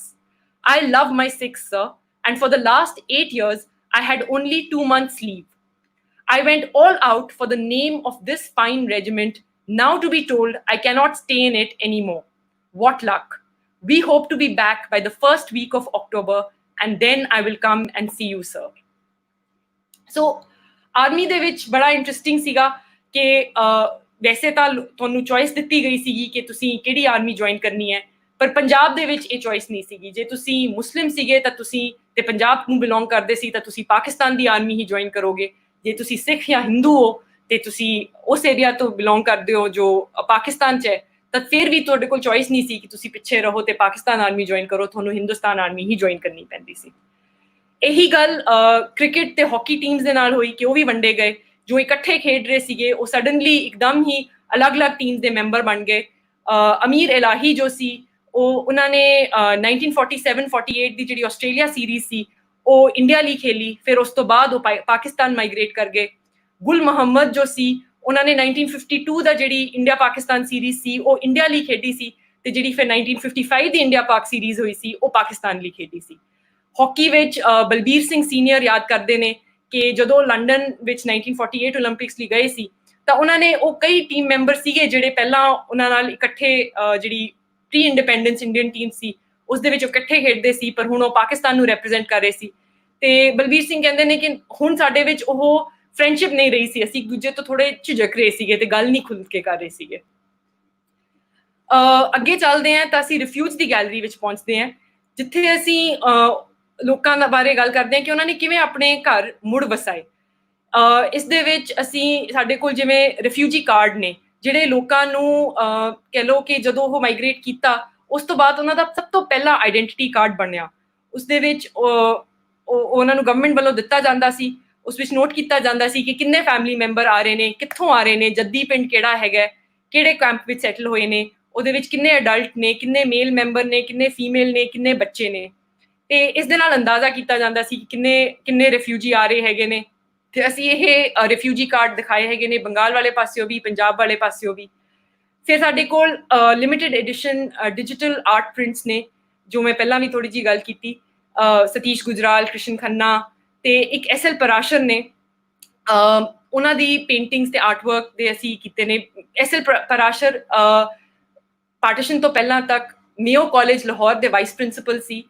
Partition ਤੋਂ ਬਾਅਦ ਉਹ Ambala cantt ਵਿੱਚ camp commandant ਬਣੇ ਤੇ ਉਹਨਾਂ ਨੂੰ ਜੋ ਵੀ ਕਾਗਜ਼ ਮਿਲਦਾ ਸੀ ਉਸ ਤੇ ਜੋ ਆਪਣੀਆਂ ਅੱਖਾਂ ਦੇ ਸਾਹਮਣੇ ਦੇਖ ਰਹੇ ਸੀ ਉਹ ਡਰਾ ਕਰਕੇ ਕਿਸੇ ਵੀ ਪੇਪਰ ਉੱਤੇ। ਸੋ ਜੇ ਤੁਸੀਂ ਉਹ ਪੇਪਰ ਦੇਖੋ ਤਾਂ ਕਈ ਵਾਰੀ ਬੜੇ ਕਰੰਪਲਡ ਨੇ, ਟੁੱਟੇ ਫਟੇ ਹੋਏ ਨੇ ਤੇ ਉਸ ਦੇ ਉੱਤੇ ਉਹਨਾਂ ਨੇ ਡਰਾਇੰਗ ਕੀਤੀ ਹੈਗੀ ਹੈ ਜੋ ਆਪਣੇ ਸਾਹਮਣੇ ਦੇਖ ਰਹੇ ਸੀਗੇ, ਜੋ ਦੁਖੀ ਲੋਕ ਦੇਖ ਰਹੇ ਸੀਗੇ। ਉਹ ਸਾਡੇ ਕੋਲ ਇੱਕ ਚਿੱਠੀ ਵੀ ਹੈ ਜੋ ਅਬਦੁਰ ਰਹਿਮਾਨ ਚੁਗਤਈ ਸਾਹਿਬ ਨੇ SL ਪਰਾਸ਼ਰ ਨੂੰ ਲਿਖੀ ਸੀਗੀ ਵੰਡ ਤੋਂ ਬਾਅਦ।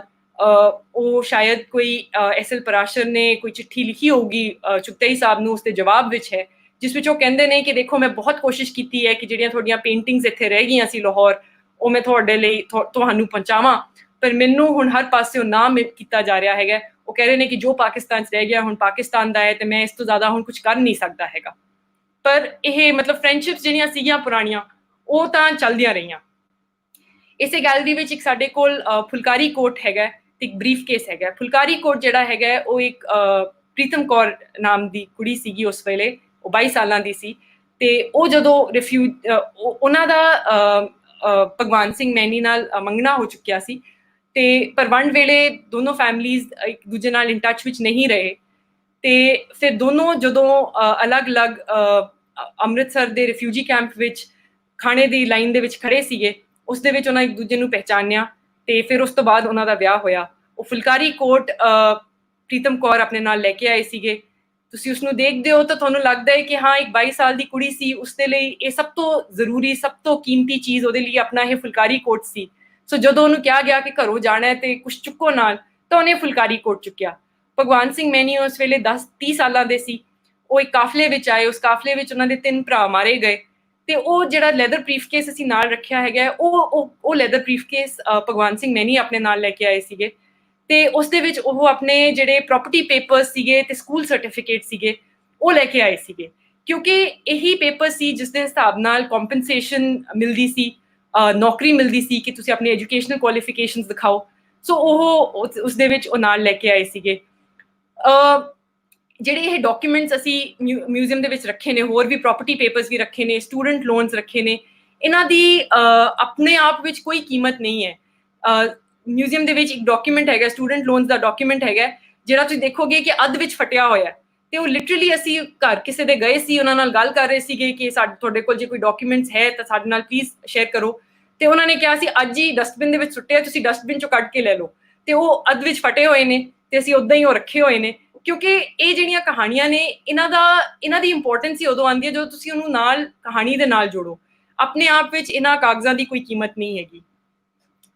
ਫਿਰ ਅਸੀਂ ਆਖਰੀ ਗੈਲਰੀ ਵਿੱਚ ਆਉਂਦੇ ਹਾਂ ਜੋ ਉਮੀਦ ਦੀ ਗੈਲਰੀ ਹੈ, ਤੇ ਬੁਲੰਦ ਹੌਸਲੇ, ਦ੍ਰਿੜਤਾ ਦੇ ਨਾਲ ਆਪਣੇ ਨਵੇਂ ਜੀਵਨ ਦੀ ਸ਼ੁਰੂਆਤ ਕੀਤੀ ਲੋਕਾਂ ਨੇ, ਮੁੜ ਘਰ ਵਸਾਏ ਤੇ ਬਹੁਤ ਲੋਕ ਅਲੱਗ-ਅਲੱਗ ਖੇਤਰਾਂ ਵਿੱਚ ਆਗੂ ਬਣ ਕੇ ਉੱਭਰੇ। ਜਿਵੇਂ ਸੋ ਅਸੀਂ ਉਹਨਾਂ ਨਾਲ ਕਈ ਲੋਕਾਂ ਨਾਲ ਇੰਟਰਵਿਊ ਕੀਤੀ ਹੈ, ਜਿਹੜੇ ਫਾਰਮਰ ਪ੍ਰਾਈਮ ਮਿਨਿਸਟਰ ਇੰਡੀਆ ਦੇ ਸੀਗੇ, ਮਨਮੋਹਨ ਸਿੰਘ, ਉਹਨਾਂ ਨਾਲ, ਮਿਲਖਾ ਸਿੰਘ ਨਾਲ, ਇੱਦਾਂ ਕਈ ਹੈਗੇ ਨੇ। ਰਾਮ ਜੇਠਮਲਾਨੀ ਜੋ ਸੀਗੇ, ਉਹਨਾਂ ਨਾਲ ਵੀ ਅਸੀਂ ਇੰਟਰਵਿਊ ਕੀਤੀ ਤੇ ਰਾਮ ਜੇਠਮਲਾਨੀ ਹਿੰਦੁਸਤਾਨ ਵਿੱਚ ਇੱਕ ਬਹੁਤ ਨਾਮੀ ਵਕੀਲ ਸੀ ਤੇ ਉਹਨਾਂ ਦੇ ਸਭ ਤੋਂ ਚੰਗੇ ਦੋਸਤ AK ਬਰੋਹੀ ਸੀ, ਜੋ ਬਾਅਦ ਵਿੱਚ high commissioner of Pakistan to India ਵੀ ਰਹੇ ਤੇ ਉਹ ਪਾਕਿਸਤਾਨ ਦੇ minister of law and justice ਵੀ ਰਹੇ। ਤੇ ਰਾਮ ਜੇਠਮਲਾਨੀ ਯਾਦ ਕਰਦੇ ਨੇ ਕਿ ਉਹਨਾਂ ਨੇ ਜਿਹੜੀ ਆਪਣੀ ਲਾਅ ਫਰਮ ਸੀ ਉਹ ਕਰਾਚੀ ਵਿੱਚ ਇਕੱਠੇ ਸ਼ੁਰੂ ਕੀਤੀ ਸੀ, ਤੇ ਜਦੋਂ ਰਾਮ ਜੇਠਮਲਾਨੀ ਕਰਾਚੀ ਤੋਂ ਬੰਬਈ ਆ ਗਏ ਤਾਂ ਕਹਿੰਦੇ ਕਿ ਬਹੁਤ ਦੇਰ ਤੱਕ ਮੈਨੂੰ ਬਰੋਹੀ ਸਾਹਿਬ ਪੁੱਛਦੇ ਰਹਿੰਦੇ ਸੀ ਕਿ ਜੋ ਵੀ ਮੇਰੇ ਕੋਲ ਇੱਥੇ ਕਰਾਚੀ 'ਚ ਹੈ ਉਹਦੇ 'ਚ ਤੇਰਾ ਅੱਧਾ ਹਿੱਸਾ ਹੈ, ਸੋ ਜੇ ਤੈਨੂੰ ਕੁਝ ਪੈਸੇ ਚਾਹੀਦੇ ਨੇ ਤਾਂ ਮੇਰੇ ਤੋਂ ਮੰਗ ਲਈ। ਤੇ ਜੇਠਮਲਾਨੀ ਜਦੋਂ ਬਾਅਦ ਵਿੱਚ ਬੰਬਈ ਤੋਂ ਦਿੱਲੀ ਆਉਂਦੇ ਸੀਗੇ ਸੁਪਰੀਮ ਕੋਰਟ ਦੇ ਵਿੱਚ ਅਪੀਅਰੈਂਸ ਦੇ ਲਈ, ਤਾਂ ਉਹ ਕਹਿੰਦੇ ਨੇ ਕਿ ਮੈਂ ਜਿਸ ਵਕਤ AK ਬਰੋਹੀ ਹਾਈ ਕਮਿਸ਼ਨਰ ਸੀ, ਤਾਂ ਕਹਿੰਦੇ ਮੈਂ ਉਹ ਸਾਲ ਜਦੋਂ ਵੀ ਦਿੱਲੀ ਆਉਂਦਾ ਸੀ ਹਮੇਸ਼ਾ ਉਹਨਾਂ ਦੇ ਘਰ, ਮਤਲਬ ਜਿਹੜਾ ਪਾਕਿਸਤਾਨ ਹਾਈ ਕਮਿਸ਼ਨਰ ਦਾ ਘਰ ਦਿੱਲੀ ਵਿੱਚ ਹੈ, ਕਹਿੰਦੇ ਮੈਂ ਉੱਥੇ ਰਹਿੰਦਾ ਸੀ ਕਿਉਂਕਿ ਉਹ ਮੇਰੇ ਦੋਸਤ ਦਾ ਘਰ ਸੀਗਾ। ਇਸ ਗੈਲਰੀ ਵਿੱਚ ਅਸੀਂ ਲਿਟਰੇਚਰ ਤੇ ਫਿਲਮਸ ਬਾਰੇ ਗੱਲ ਕਰਦੇ ਹਾਂ। ਗੁਲਜ਼ਾਰ ਸਾਹਿਬ, ਸੁਰਜੀਤ ਪਾਤਰ, ਉਹ ਆਪਣੇ ਪਾਰਟੀਸ਼ਨ ਤੇ ਲਿਖੀਆਂ ਕਵਿਤਾਵਾਂ ਸੁਣਾਉਂਦੇ ਨੇ, ਉਸਦੀ ਰਿਕਾਰਡਿੰਗ ਹੈਗੀ ਹੈ। ਮੋਹਿੰਦਰ ਸਿੰਘ ਸਰਨਾ ਇੱਕ ਲਿਖਾਰੀ ਸੀਗੇ, ਉਹ ਰਾਵਲਪਿੰਡੀ ਤੋਂ ਆਏ, ਉਹਨਾਂ ਨੇ ਬਹੁਤ ਸੋਹਣੀਆਂ ਕਹਾਣੀਆਂ ਲਿਖੀਆਂ ਨੇ ਪਾਰਟੀਸ਼ਨ ਉੱਤੇ, ਸ਼ਾਰਟ ਸਟੋਰੀਜ਼। ਕਤਲ ਪੰਜਾਬ ਪਾਣੀਆਂ ਦਾ ਉਹ ਹੁਣੇ ਉਹਨਾਂ ਦੇ ਬੇਟੇ ਨਵਤੇਜ ਸਿੰਘ ਸਰਨਾ ਨੇ ਇੰਗਲਿਸ਼ ਦੇ ਵਿੱਚ ਵੀ ਟ੍ਰਾਂਸਲੇਟ ਕੀਤੀ ਹੈ, ਸੈਵੇਜ ਹਾਰਵੈਸਟ ਕਰਕੇ ਨਾਮ ਬੁੱਕ। ਤੇ ਅਸੀਂ ਉਹਨਾਂ ਦੀ ਬੁੱਕ ਤੋਂ ਵਿੱਚੋਂ ਇੱਕ ਐਕਸਟ੍ਰੈਕਟ ਮਿਊਜ਼ੀਅਮ ਵਿੱਚ ਵੀ ਲਗਾਇਆ ਹੈ, ਜੋ ਮੈਂ ਤੁਹਾਨੂੰ ਹੁਣੇ ਪੜ੍ਹ ਕੇ ਸੁਣਾਉਣੀ ਹੈ, ਕਿਉਂਕਿ ਉਹਨਾਂ ਦੀਆਂ ਜੇ ਤੁਸੀਂ ਸ਼ਾਰਟ ਸਟੋਰੀਜ਼ ਦੇਖੋ ਤਾਂ ਅਸਲੀਅਤ ਵੀ ਦਿਖਾਉਂਦੀਆਂ ਨੇ, ਪਰ ਉਹ ਉਮੀਦ ਵੀ ਰੱਖਦੀਆਂ ਨੇ ਕਿ ਹਿਊਮੈਨਿਟੀ ਰਹੇਗੀ, ਲੋਕੀ ਚੰਗੀਆਂ ਗੱਲਾਂ ਵੀ ਕਰਨਗੇ, ਇੱਕ ਦੂਜੇ ਦੀ ਮਦਦ ਵੀ ਕਰਨਗੇ ਤੇ ਅੱਗੇ ਨੂੰ ਉਹ ਬੜੇ ਉਮੀਦ ਦੇ ਨਾਲ ਦੇਖਦੀਆਂ ਨੇ। ਤੇ ਉਹ ਖੁਦ ਲਿਖਦੇ ਨੇ ਕਿ ਦੇਸ਼ ਵੰਡ ਦੀ ਬਰਬਰਤਾ ਦੀਆਂ ਬਿਖਮ ਘਾਟੀਆਂ ਵਿੱਚ ਵੀ ਮੇਰੇ ਆਸ਼ਾਵਾਦ ਦੇ ਕਦਮ ਨਹੀਂ ਥਿੜਕੇ। ਦੇਸ਼ ਦੇ ਬਟਵਾਰੇ ਸੰਬੰਧੀ ਲਿਖੀਆਂ ਮੇਰੀਆਂ ਕਹਾਣੀਆਂ ਲਹੂ ਅਤੇ ਮਿੱਝ ਦੀ ਹਨੇਰੀ ਦਲਦਲ ਦੇ ਗਲਗਲ ਖੋਬੇ ਵਿੱਚੋਂ ਲੰਘਦੀਆਂ ਹਨ, ਪਰ ਆਪਣਾ ਸਿਰ ਉਹ ਇਸ ਦਲਦਲ ਤੋਂ ਉੱਚਾ ਰੱਖਦੀਆਂ ਹਨ ਜਿਸ ਸਿਰ ਉੱਤੇ ਆਸ ਦੀਆਂ ਕਿਰਨਾਂ ਦੀ ਪੋਟਲੀ ਧਰੀ ਹੈ। ਵੈਸ਼ੀ ਪੁਣੇ ਦੇ ਝਖੜਾਂ ਵਾਵਰੋਲਿਆਂ ਵਿੱਚ ਵੀ ਉਹ ਇਸ ਪੋਟਲੀ ਨੂੰ ਬਚਾ ਕੇ ਰੱਖਦੀਆਂ ਹਨ। ਸੋ ਅਸੀਂ ਤਾਂ ਸਿਰਫ ਇੱਕ ਐਕਸਟ੍ਰੈਕਟ ਲਗਾਇਆ ਹੈ, ਪਰ ਅਸੀਂ ਮਿਊਜ਼ੀਅਮ ਵਿੱਚ ਇਹ ਵੀ ਕੋਸ਼ਿਸ਼ ਕਰਦੇ ਹਾਂ ਕਿ ਲੋਕੀ ਜੋ ਦੇਖਣ ਉਸ ਤੋਂ ਬਾਅਦ ਉਹ ਖੁਦ ਜਾ ਕੇ ਹੋਰ ਪੜ੍ਹਨ ਦੀ, ਹੋਰ ਸਿੱਖਣ ਦੀ, ਖੁਦ ਜਾ ਕੇ ਕਿਤਾਬਾਂ ਚੁੱਕਣ, ਇਸ ਬਾਰੇ ਹੋਰ ਇਨਫੋਰਮੇਸ਼ਨ ਇਕੱਠੇ ਕਰਨ ਦੀ ਕੋਸ਼ਿਸ਼ ਕਰਨ। ਫਿਰ ਮਿਊਜ਼ੀਅਮ ਵਿੱਚ ਅਸੀਂ ਉਹ ਇੰਟਰਵਿਊ ਲਗਾਏ ਨੇ ਉਹਨਾਂ ਲੋਕਾਂ ਨਾਲ ਜੋ ਆਪਣੇ ਪੁਰਖਿਆਂ ਦੇ ਘਰ ਗਏ ਅਤੇ ਜੋ ਉਹਨਾਂ ਨੂੰ ਉੱਥੋਂ ਪਿਆਰ ਸਤਿਕਾਰ ਮਿਲਿਆ, ਕਿਉਂਕਿ ਅਸੀਂ ਜੋ ਇੰਟਰਵਿਊ ਕਰਦੇ ਹਾਂ, ਅਸੀਂ ਇਹ ਰਿਅਲਾਈਜ਼ ਕੀਤਾ ਹੈਗਾ ਕਿ 99% ਕੇਸਿਸ ਦੇ ਵਿੱਚ ਇਹ ਹਮੇਸ਼ਾ ਹੀ ਬੜੀ ਪੋਜ਼ਿਟਿਵ ਸਟੋਰੀ ਰਹਿੰਦੀ ਹੈਗੀ ਹੈ ਦੋਨੋਂ ਪਾਸਿਓਂ, ਚਾਹੇ ਕੋਈ ਹਿੰਦੁਸਤਾਨ ਤੋਂ ਪਾਕਿਸਤਾਨ ਜਾਵੇ ਜਾਂ ਕੋਈ ਪਾਕਿਸਤਾਨ ਤੋਂ ਹਿੰਦੁਸਤਾਨ ਵਾਲੇ ਪਾਸੇ ਆਪਣੇ ਜੱਦੀ ਘਰੇ ਜਾਵੇ। ਇਹ ਜ਼ਰੂਰੀ ਨਹੀਂ ਹੈ ਕਿ ਜੋ ਪਾਰਟੀਸ਼ਨ ਵੇਲੇ ਆਦਮੀ ਸੀਗਾ ਉਹੀ ਗਿਆ ਹੋਵੇ। ਸੈਕਿੰਡ ਜਨਰੇਸ਼ਨ, ਥਰਡ ਜਨਰੇਸ਼ਨ ਤੱਕ ਜਦ ਕੋਈ ਵੀ ਜਾਂਦਾ ਹੈਗਾ ਤਾਂ ਬੜਾ ਪਿਆਰ ਮੁਹੱਬਤ ਮਿਲਦੀ ਹੈ ਉਹਨਾਂ ਨੂੰ। ਤੇ ਇੱਕ ਇੰਟਰਵਿਊ ਅਸੀਂ ਇਜਾਜ਼ ਖਾਨ ਨਾਲ ਕੀਤੀ ਸੀ ਲਾਹੌਰ ਵਿੱਚ, ਉਹ ਜਲੰਧਰੋਂ ਗਏ ਸੀਗੇ ਤੇ ਉਹ ਯਾਦ ਕਰਦੇ ਨੇ ਕਿ 1950-51 ਵਿੱਚ ਉਹਨਾਂ ਦੇ ਵਾਲਿਦ ਤੇ ਉਹਨਾਂ ਦੇ ਵੱਡੇ ਭਰਾ ਤੇ ਕੁਝ ਹੋਰ ਰਿਲੇਟਿਵਸ ਆਪਣੇ ਪਿੰਡ ਗਏ, ਆਪਣੇ ਜਲੰਧਰ ਵਾਲੇ ਘਰ ਗਏ ਸੀਗੇ ਤੇ ਕਹਿੰਦੇ ਉਹਨਾਂ ਨੇ ਸੋਚਿਆ ਸੀ ਕਿ 2 ਦਿਨ ਲਈ ਜਾਵਾਂਗੇ, ਪਰ ਉਹ 1 ਹਫ਼ਤੇ 10 ਦਿਨ ਦੇ ਬਾਅਦ ਆਏ ਕਿਉਂਕਿ ਉੱਥੋਂ ਦੇ ਲੋਕਾਂ ਨੇ ਉਹਨਾਂ ਨੂੰ ਵਾਪਸ ਹੀ ਨਹੀਂ ਆਣ ਦੇ ਰਹੇ ਸੀਗੇ। ਤੇ ਕਹਿੰਦੇ ਉਹਨਾਂ ਨੂੰ ਦੂਰੋਂ ਦੇਖਦੇ, ਜਦੋਂ ਦੂਰੋਂ ਆ ਰਹੇ ਸੀਗੇ ਤੇ ਲੋਕਾਂ ਨੇ ਉਹਨਾਂ ਨੂੰ ਦੇਖਿਆ, ਪਛਾਣਿਆ ਤੇ ਉਹਨਾਂ ਨੂੰ ਮੋਢੇ ਤੇ ਚੁੱਕ ਕੇ ਘਰ ਲੈ ਕੇ ਗਏ ਤੇ ਹਰ ਰੋਜ਼ ਕਿਤੇ ਨਾ ਕਿਤੇ ਖਾਣਾ ਹੁੰਦਾ ਸੀਗਾ ਤੇ ਉਹਨਾਂ ਨੂੰ 10 ਦਿਨ ਬਾਅਦ ਹੱਥ ਜੋੜ ਕੇ ਕਹਿਣਾ ਪਿਆ ਕਿ ਨਹੀਂ ਹੁਣ ਸਾਨੂੰ ਵਾਪਸ ਲਾਹੌਰ ਜਾਣ ਦਿਓ, ਹੁਣ ਤਾਂ ਅਸੀਂ ਉੱਥੇ ਹੀ ਰਹਿੰਦੇ ਹਾਂ। ਤੇ ਇਹ ਕੋਈ ਕਹਾਣੀ, ਕੋਈ ਅਲੱਗ ਕਹਾਣੀ ਨਹੀਂ ਹੈ। ਜੋ ਵੀ ਗੱਲ ਕਰੇਗਾ ਸਾਰਿਆਂ ਨੂੰ, ਜਿੰਨੇ ਵੀ ਜਾਣੇ ਹੈਗੇ ਆਪਾਂ, ਜੋ ਵੀ ਜਾਂਦਾ ਹੈਗਾ ਉਹਨਾਂ ਕੋਲ ਇਹੋ ਜਿਹੀਆਂ ਕਹਾਣੀਆਂ ਹੁੰਦੀਆਂ ਨੇ। ਜਿਹੜਾ ਅਖੀਰਲਾ ਸਟਾਪ ਹੈਗਾ ਉਹ ਅਸੀਂ ਉਹਨਾਂ ਪਰਿਵਾਰਾਂ ਤੇ ਮਿੱਤਰਾਂ ਦੀਆਂ ਕਹਾਣੀਆਂ ਬਾਰੇ ਹੈ ਜੋ ਵੰਡ ਤੋਂ ਲੈ ਕੇ ਹੁਣ ਤੱਕ ਸਰਹੱਦ ਦੇ ਆਰ-ਪਾਰ ਹੋਣ ਦੇ ਬਾਵਜੂਦ ਇੱਕ ਦੂਜੇ ਨਾਲ ਜੁੜੇ ਰਹੇ ਨੇ। ਤੇ ਇਸ ਦੇ ਵਿੱਚ ਇੱਕ ਕਹਾਣੀ ਜੋ ਅਸੀਂ ਸ਼ੇਅਰ ਕਰਾਂਗੇ ਮੈਂ ਤੁਹਾਡੇ ਨਾਲ, ਉਹ ਹੈਗੀ ਆ ਅਮਰ ਕਪੂਰ ਦੀ, ਜਿਸ ਦੇ ਸਭ ਤੋਂ ਕਲੋਜ਼ੈਸਟ 3 ਦੋਸਤ ਜੋ ਸੀਗੇ ਉਹ ਤਿੰਨੋਂ ਲਾਹੌਰ ਰਹਿ ਗਏ ਸੀ ਪਾਰਟੀਸ਼ਨ ਵੇਲੇ, ਆਸਿਫ ਖਵਾਜਾ, ਆਗਾ ਰਜ਼ਾ ਤੇ ਰਿਸ਼ਾਦ ਹੈਦਰ। ਤੇ ਉਹ ਇੱਕ ਦੂਜੇ ਨੂੰ ਚਿੱਠੀਆਂ ਲਿਖਦੇ ਰਹੇ, ਮਿਲਣ ਦੀ ਕੋਸ਼ਿਸ਼ ਕਰਦੇ ਰਹੇ, ਇੱਕ ਦੂਜੇ ਦੇ ਬੱਚਿਆਂ ਦੇ ਵਿਆਹਾਂ ਤੇ ਇੱਕ ਦੂਜੇ ਵੱਲ ਜਾਂਦੇ ਰਹੇ। ਤੇ ਜਿਹੜੀਆਂ ਚਿੱਠੀਆਂ ਉਹਨਾਂ ਨੇ ਇੱਕ ਦੂਜੇ ਨੂੰ ਲਿਖੀਆਂ, ਜੋ ਅਮਰ ਕਪੂਰ ਕੋਲੋਂ ਚਿੱਠੀਆਂ ਸੀ, ਉਹ ਉਹਨਾਂ ਨੇ ਮਿਊਜ਼ੀਅਮ ਨੂੰ ਡੋਨੇਟ ਕੀਤੀਆਂ ਹੈਗੀਆਂ। ਮੈਂ ਅਖੀਰ ਵਿੱਚ ਖਤਮ ਕਰਨ ਤੋਂ ਪਹਿਲਾਂ ਸਿਰਫ ਉਹਨਾਂ ਦੀ ਆਵਾਜ਼ ਵਿੱਚ ਉਹਨਾਂ ਇੱਕ ਥੋੜੀ ਜਿਹੀ ਚਿੱਠੀ ਤੋਂ ਇੱਕ ਥੋੜਾ ਜਿਹਾ ਹਿੱਸਾ, ਇਹ ਪਹਿਲੀ ਚਿੱਠੀ ਸੀਗੀ ਜਿਹੜੀ ਉਹ ਉਹਨਾਂ ਨੂੰ 1948 ਵਿੱਚ ਮਿਲੀ ਸੀਗੀ ਆਸਿਫ ਖਵਾਜਾ ਤੋਂ, ਤੇ ਇਹ ਉਹ ਚਿੱਠੀ ਪੜ੍ਹਦੇ ਨੇ, ਮੈਂ ਤੁਹਾਨੂੰ ਸੁਣਾਨੀ ਆ। My friend Asif Khwaja, who by the way has been and was my best ever friend in my life. I still love that person very much. उसने मुझे लिखी थी कि your letter Amar has been a source of much joy to me and also of much regret. It gladdened my heart to hear from an old and dear friend after long months of patient waiting, but it was a sad thought that we should have to communicate with each other through the cold, lifeless medium of the written word instead of meeting in the flesh as we did so often.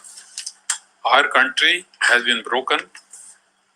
The great sound pulsating heart of India has been broken. Much suffering has been caused and much bitterness engendered. But what is done cannot be undone. All we can do now is to make amends for our past mistakes and work wholeheartedly for the restoration of peace and goodwill among the divided sections of our people. So मैं ਉਹਨਾਂ ਦੇ words ਦੇ ਨਾਲ ਹੀ ਇੱਥੇ lecture ਖਤਮ ਕਰਦੀ ਹਾਂ। ਤੇ ਸਾਡਾ ਮਿਊਜ਼ੀਅਮ ਹਜੇ ਕੰਮ ਕਰਦਾ ਜਾ ਰਿਹਾ ਹੈਗਾ, ਅਸੀਂ ਹੋਰ ਇਕੱਠੀਆਂ ਕਰਨ ਜਾ ਰਹੇ ਕਹਾਣੀਆਂ। ਤੇ ਇਹੀ ਹੈਗਾ ਕਿ ਕੋਈ ਇੱਕ ਸਾਰੀਆਂ ਕਹਾਣੀਆਂ ਇੱਕ ਥਾਂ ਤੇ ਦੱਸਣੀਆਂ ਵੀ ਮੁਸ਼ਕਿਲ ਹੋ ਜਾਂਦੀਆਂ, ਪਰ ਅਸੀਂ ਉਹ ਕੰਮ ਕਰਦੇ ਜਾ ਰਹੇ ਹਾਂ। ਤੇ ਬਸ ਇੱਥੇ ਲੈਕਚਰ ਖਤਮ ਕਰਦੇ ਹਾਂ ਜੀ। ਬਹੁਤ ਮਿਹਰਬਾਨੀ ਜਨਾਬ, ਤੁਸੀਂ ਬੜਾ ਅੱਛਾ, ਬੜੀ ਡਿਟੇਲ ਨਾਲ ਗੱਲ। ਬਹੁਤ ਸਾਰੇ ਕੁਐਸਚਨ ਆਏ ਨੇ। ਮੇਰਾ ਖਿਆਲ ਹੈ ਕਿ ਅਸੀਂ ਇੱਕ ਤੇ ਕਸ਼ਮੀਰ ਦੇ ਹਵਾਲੇ ਨਾਲ ਆਇਆ ਤੇ ਉਹ ਮੇਰਾ ਖਿਆਲ ਸਾਡੀ ਆਲਰੇਡੀ ਤੁਸੀਂ ਦੱਸਿਆ ਸੀ ਕਿ ਅਸੀਂ ਉਸ ਸਾਈਡ ਨੂੰ ਰਿਕਵਰ ਨਹੀਂ ਕਰ ਰਹੇ, ਤੇ ਉਹ ਤੇ ਅਸੀਂ ਦੱਸਣ ਦੱਸਦੀਏ ਤੁਹਾਡੇ ਹੁੰਦੇ ਤੁਹਾਡੀ ਆਵਾਜ਼ ਥੋੜੀ ਕਲੀਅਰ ਨਹੀਂ ਹੈਗੀ। ਹਾਂਜੀ, ਹੁਣ ਕਲੀਅਰ ਹੈ ਆਵਾਜ਼? ਹਾਂਜੀ, ਹੁਣ ਕਲੀਅਰ। ਕਸ਼ਮੀਰ ਦੇ ਹਵਾਲੇ ਨਾਲ ਇਹਨਾਂ ਨੇ ਗੱਲ ਕਰ ਰਹੇ ਕੁਝ ਲੋਕ ਕਿ ਕਸ਼ਮੀਰ ਨੂੰ ਨਹੀਂ ਐਡ ਕੀਤਾ ਗਿਆ, ਤੇ ਮੈਂ ਕਿਹਾ ਜਦੋਂ ਸਾਡੀ ਗੱਲ ਹੋਈ ਸੀ ਆਪਸ ਚ, ਉਦੋਂ ਤੁਸੀਂ ਦੱਸਿਆ ਸੀ ਕਿ ਅਸੀਂ ਕਸ਼ਮੀਰ ਵਾਲਾ ਪੋਰਸ਼ਨ ਅਜੇ ਕਰ ਨਹੀਂ ਰਹੇ, ਔਰ ਹੈਦਰਾਬਾਦ ਵਾਲੀ ਸਾਈਡ ਵਾਲਾ ਵੀ ਅਜੇ ਨਹੀਂ ਕਰ ਰਹੇ। ਉਹ ਦੋਸਤਾਂ ਕੋ ਮਾਜ਼ਰਤ ਕਿ ਇਹਨਾਂ ਨੇ ਨਿਊਲੀ ਸਟੈਬਲਿਸ਼ ਕੀਤਾ ਐਂਡ ਦੇ ਆਰ ਵਰਕਿੰਗ, ਆਉਣ ਵਾਲੇ ਦਿਨਾਂ 'ਚ ਕੁਝ ਉਹਦੇ ਤੇ ਡਿਵੈਲਪ ਕਰ ਲੈਣਗੇ। ਦੂਸਰਾ ਜੀ ਮੈਂ ਤੁਹਾਡੇ ਨਾਲ ਇੱਕ ਹੋਰ ਗੱਲ ਆਪਣੇ ਵੱਲੋਂ ਫਿਰ ਜਿਹੜੇ ਦੋਸਤਾਂ ਦੇ ਕਮੈਂਟ ਆਏ ਨੇ ਉਹਨਾਂ ਦੇ ਹਵਾਲੇ ਨਾਲ ਵੀ ਗੱਲਬਾਤ ਕਰਾਂਗਾ। ਇੱਕ ਤੇ ਬੜਾ ਅੱਛਾ ਲੱਗਾ ਤੁਸੀਂ ਬੜੀ ਡਿਟੇਲ ਨਾਲ ਇੱਕ ਚੀਜ਼ ਦੱਸੀ। ਮੈਨੂੰ ਕੁਛ ਇਹਦੇ ਚੋਂ ਕੁਝ ਚੀਜ਼ਾਂ ਜਿਹੜੀਆਂ ਲੱਗੀਆਂ, ਇੱਕ ਤੇ ਇਹ ਲੱਗੀ ਕਿ ਜਿਹੜੀ ਗਦਰ ਮੂਵਮੈਂਟ ਸੀ ਜਾਂ ਜਿਹੜੀ ਕਿਸਾਨਾਂ ਦੀ ਮੂਵਮੈਂਟ ਸੀ ਜਾਂ ਜਿਹੜੀ ਲੇਬਰ ਦੀ ਮੂਵਮੈਂਟ ਸੀ, ਉਹਦੇ ਬਾਰੇ ਕੋਈ ਰਿਕਾਰਡਿੰਗ ਨਹੀਂ ਨਜ਼ਰ ਆਈ। ਹਾਂਜੀ, ਉਸ ਦੇ ਉੱਤੇ ਜ਼ਿਆਦਾ ਅਸੀਂ ਮਿਊਜ਼ੀਅਮ ਦੇ ਵਿੱਚ ਇਸ ਵਕਤ ਜਾਂ ਪਰਮਾਨੈਂਟ ਐਗਜ਼ੀਬਿਸ਼ਨ ਹੈ ਉਸ ਦੇ ਵਿੱਚ ਥੋੜਾ ਘੱਟ ਹੈਗਾ। ਗਦਰ ਮੂਵਮੈਂਟ ਨੂੰ ਅਸੀਂ ਕਵਰ ਕਰਦੇ ਹੈਗੇ ਆ, ਜਿਹੜੀ 1900 ਤੋਂ 1929 ਦੀ ਗੈਲਰੀ ਹੈ। ਪਰ ਅਸੀਂ ਪਿਛਲੇ ਸਾਲ ਜਦੋਂ 100 ਸਾਲ ਹੋਏ ਸੀ ਜਲਿਆਂਵਾਲਾ ਬਾਗ ਸਾਕਾ ਦੇ, ਅਸੀਂ ਇੱਕ ਸਪੈਸ਼ਲ ਐਗਜ਼ੀਬਿਸ਼ਨ ਕੀਤੀ ਸੀਗੀ ਜਿਸ ਦੇ ਵਿੱਚ ਗਦਰ ਮੂਵਮੈਂਟ ਤੇ ਉਸ ਦੇ ਨਾਲ ਰਿਲੇਟਡ ਜਿਹੜੀ ਜਲਿਆਂਵਾਲਾ ਬਾਗ ਦਾ ਸਾਕਾ ਹੋਇਆ ਸੀ ਤੇ ਉਸ ਤੋਂ ਬਾਅਦ ਜਿਹੜੇ ਡਿਸਟਰਬੈਂਸਿਸ ਹੋਏ ਸੀ ਉਸਨੂੰ ਅਸੀਂ ਕਵਰ ਕੀਤਾ ਸੀਗਾ ਕਾਫੀ ਡਿਟੇਲ ਦੇ ਵਿੱਚ। ਉਹ ਐਗਜ਼ੀਬਿਸ਼ਨ ਅਸੀਂ ਨਿਊਜ਼ੀਲੈਂਡ ਵੀ ਲੈ ਕੇ ਗਏ ਸੀ, ਇੰਗਲੈਂਡ ਵੀ ਲੈ ਕੇ ਗਏ ਸੀ, ਦਿੱਲੀ ਵੀ ਲੈ ਕੇ ਗਏ ਸੀ, ਇੱਧਰ ਚੜ੍ਹਦੇ ਪੰਜਾਬ ਵਾਲੇ ਪਾਸੇ ਅਸੀਂ 6-7 ਤੇ ਪਰ ਇਸ ਦੇ ਉੱਤੇ ਅਜੇ ਅਸੀਂ ਮਤਲਬ ਇੱਕ ਤਰ੍ਹਾਂ ਕੰਮ ਇਕੱਠਾ ਕਰ ਰਹੇ ਹੈਗੇ ਆ ਹੋਰ ਲੇਬਰ ਮੂਵਮੈਂਟ ਵਾਲਾ, ਉਹ ਅਸੀਂ ਹਜੇ ਜ਼ਿਆਦਾ ਨਹੀਂ ਦੇਖਿਆ ਹੈਗਾ। ਹਾਂਜੀ, ਮੇਰੇ ਵਾਈਫ ਦੇ ਹਵਾਲੇ ਨਾਲ ਲੋਕਾਂ ਦੇ ਕਮੈਂਟ ਆ ਰਹੇ ਸੀ ਕਿ ਡਬਲ ਹੋ ਰਹੀ ਹੈ, ਪਲੀਜ਼ ਦੋਨ ਦੇਖੋ ਆਵਾਜ਼। ਸੌਰੀ, ਤੁਹਾਡੀ ਆਵਾਜ਼ ਥੋੜੀ ਜਿਹੀ ਫੇਰ ਅਨਕਲੀਅਰ ਹੋ ਰਹੀ ਹੈ। ਓਕੇ ਮੈਂ ਦੁਬਾਰਾ ਇਹਨੂੰ ਕਰਦਾ।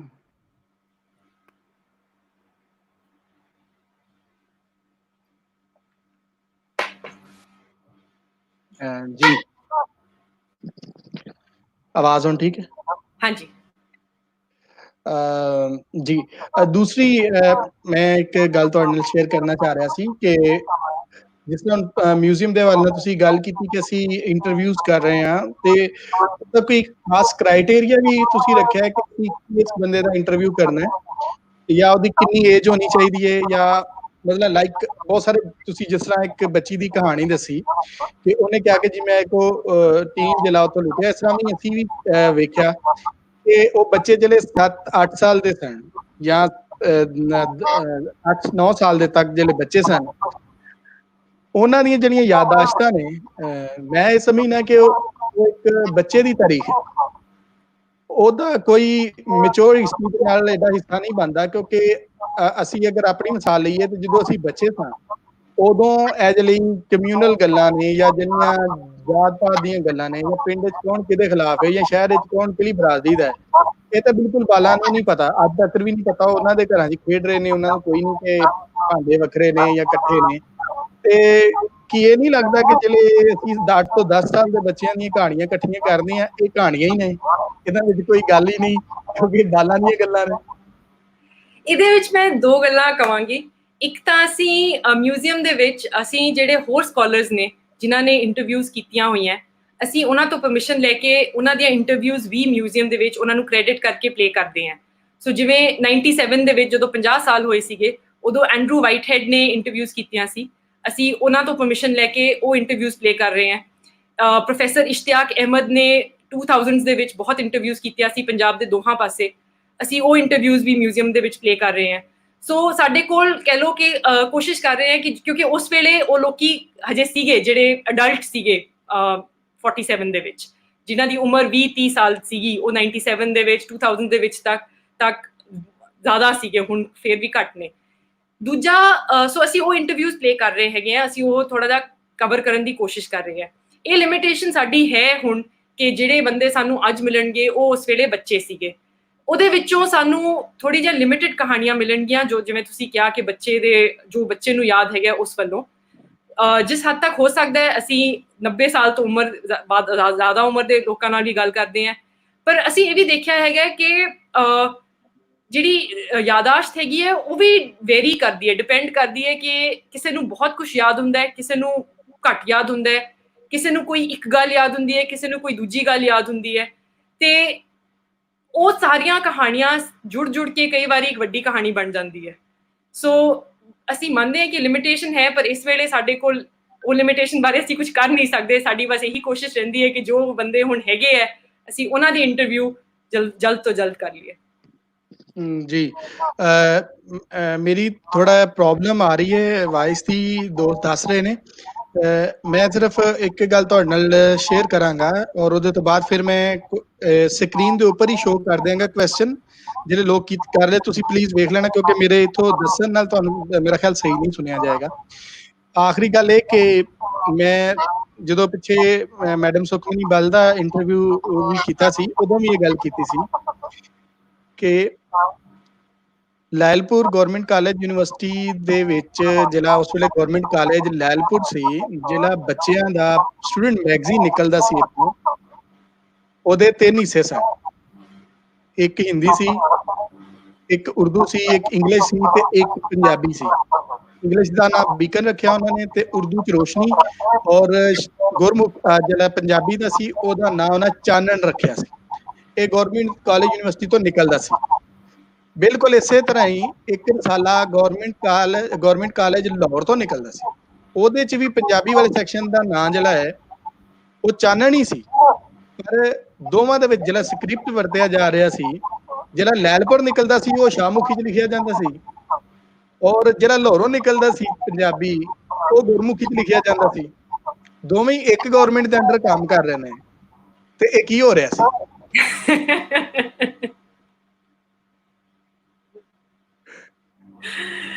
ਗੱਲਾਂ ਤੇ ਹੈ ਨੀ ਨਾ, ਉਹਦੇ ਡਾਕੂਮੈਂਟ ਤੇ ਪਏ ਨੇ। ਔਰ ਇੱਧਰ ਸਰਦਾਰ ਵਧਾਵਾ ਸਿੰਘ ਰੰਧਾਵਾ ਉਹਨੂੰ ਐਡਿਟ ਕਰਦਾ ਸੀ, ਔਰ ਉਧਰ ਜਿਹੜਾ ਹੈ ਉਹ ਕੋਈ ਹੋਰ ਉਹਦਾ ਐਡੀਟਰ ਸੀ, ਸੈਕੰਡ ਈਅਰ ਫਸਟ ਈਅਰ ਦਾ ਸਟੂਡੈਂਟ।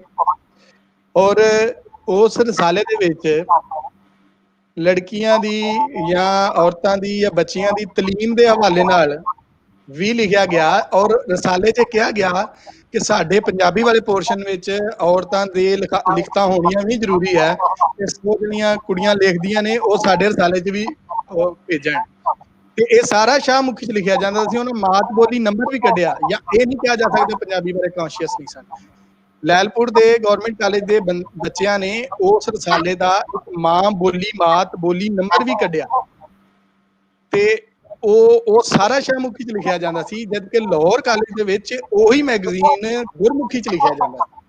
ਤੇ ਹੁਣ ਇਹਦੇ ਨਾਲ ਹੀ ਅਸੀਂ ਸਵਾਲ ਲੈਣੇ, ਇਹ ਗੱਲ ਸਾਰਿਆਂ ਨੂੰ ਸੋਚਣ ਵਾਸਤੇ ਦਿੱਤੀ ਹੈ ਕਿ ਜਰਾ ਹੱਲ ਬੋਲ। ਅੱਛਾ ਜੀ, ਮੈਡਮ ਸੁਖਮਨੀ ਬਲ ਜੀ ਦਾ ਕੁਐਸਚਨ ਹੈ ਜੀ, ਮੈਂ ਸ਼ੋਅ ਕਰ ਰਿਹਾ, ਤੁਸੀਂ ਪੜ੍ਹ।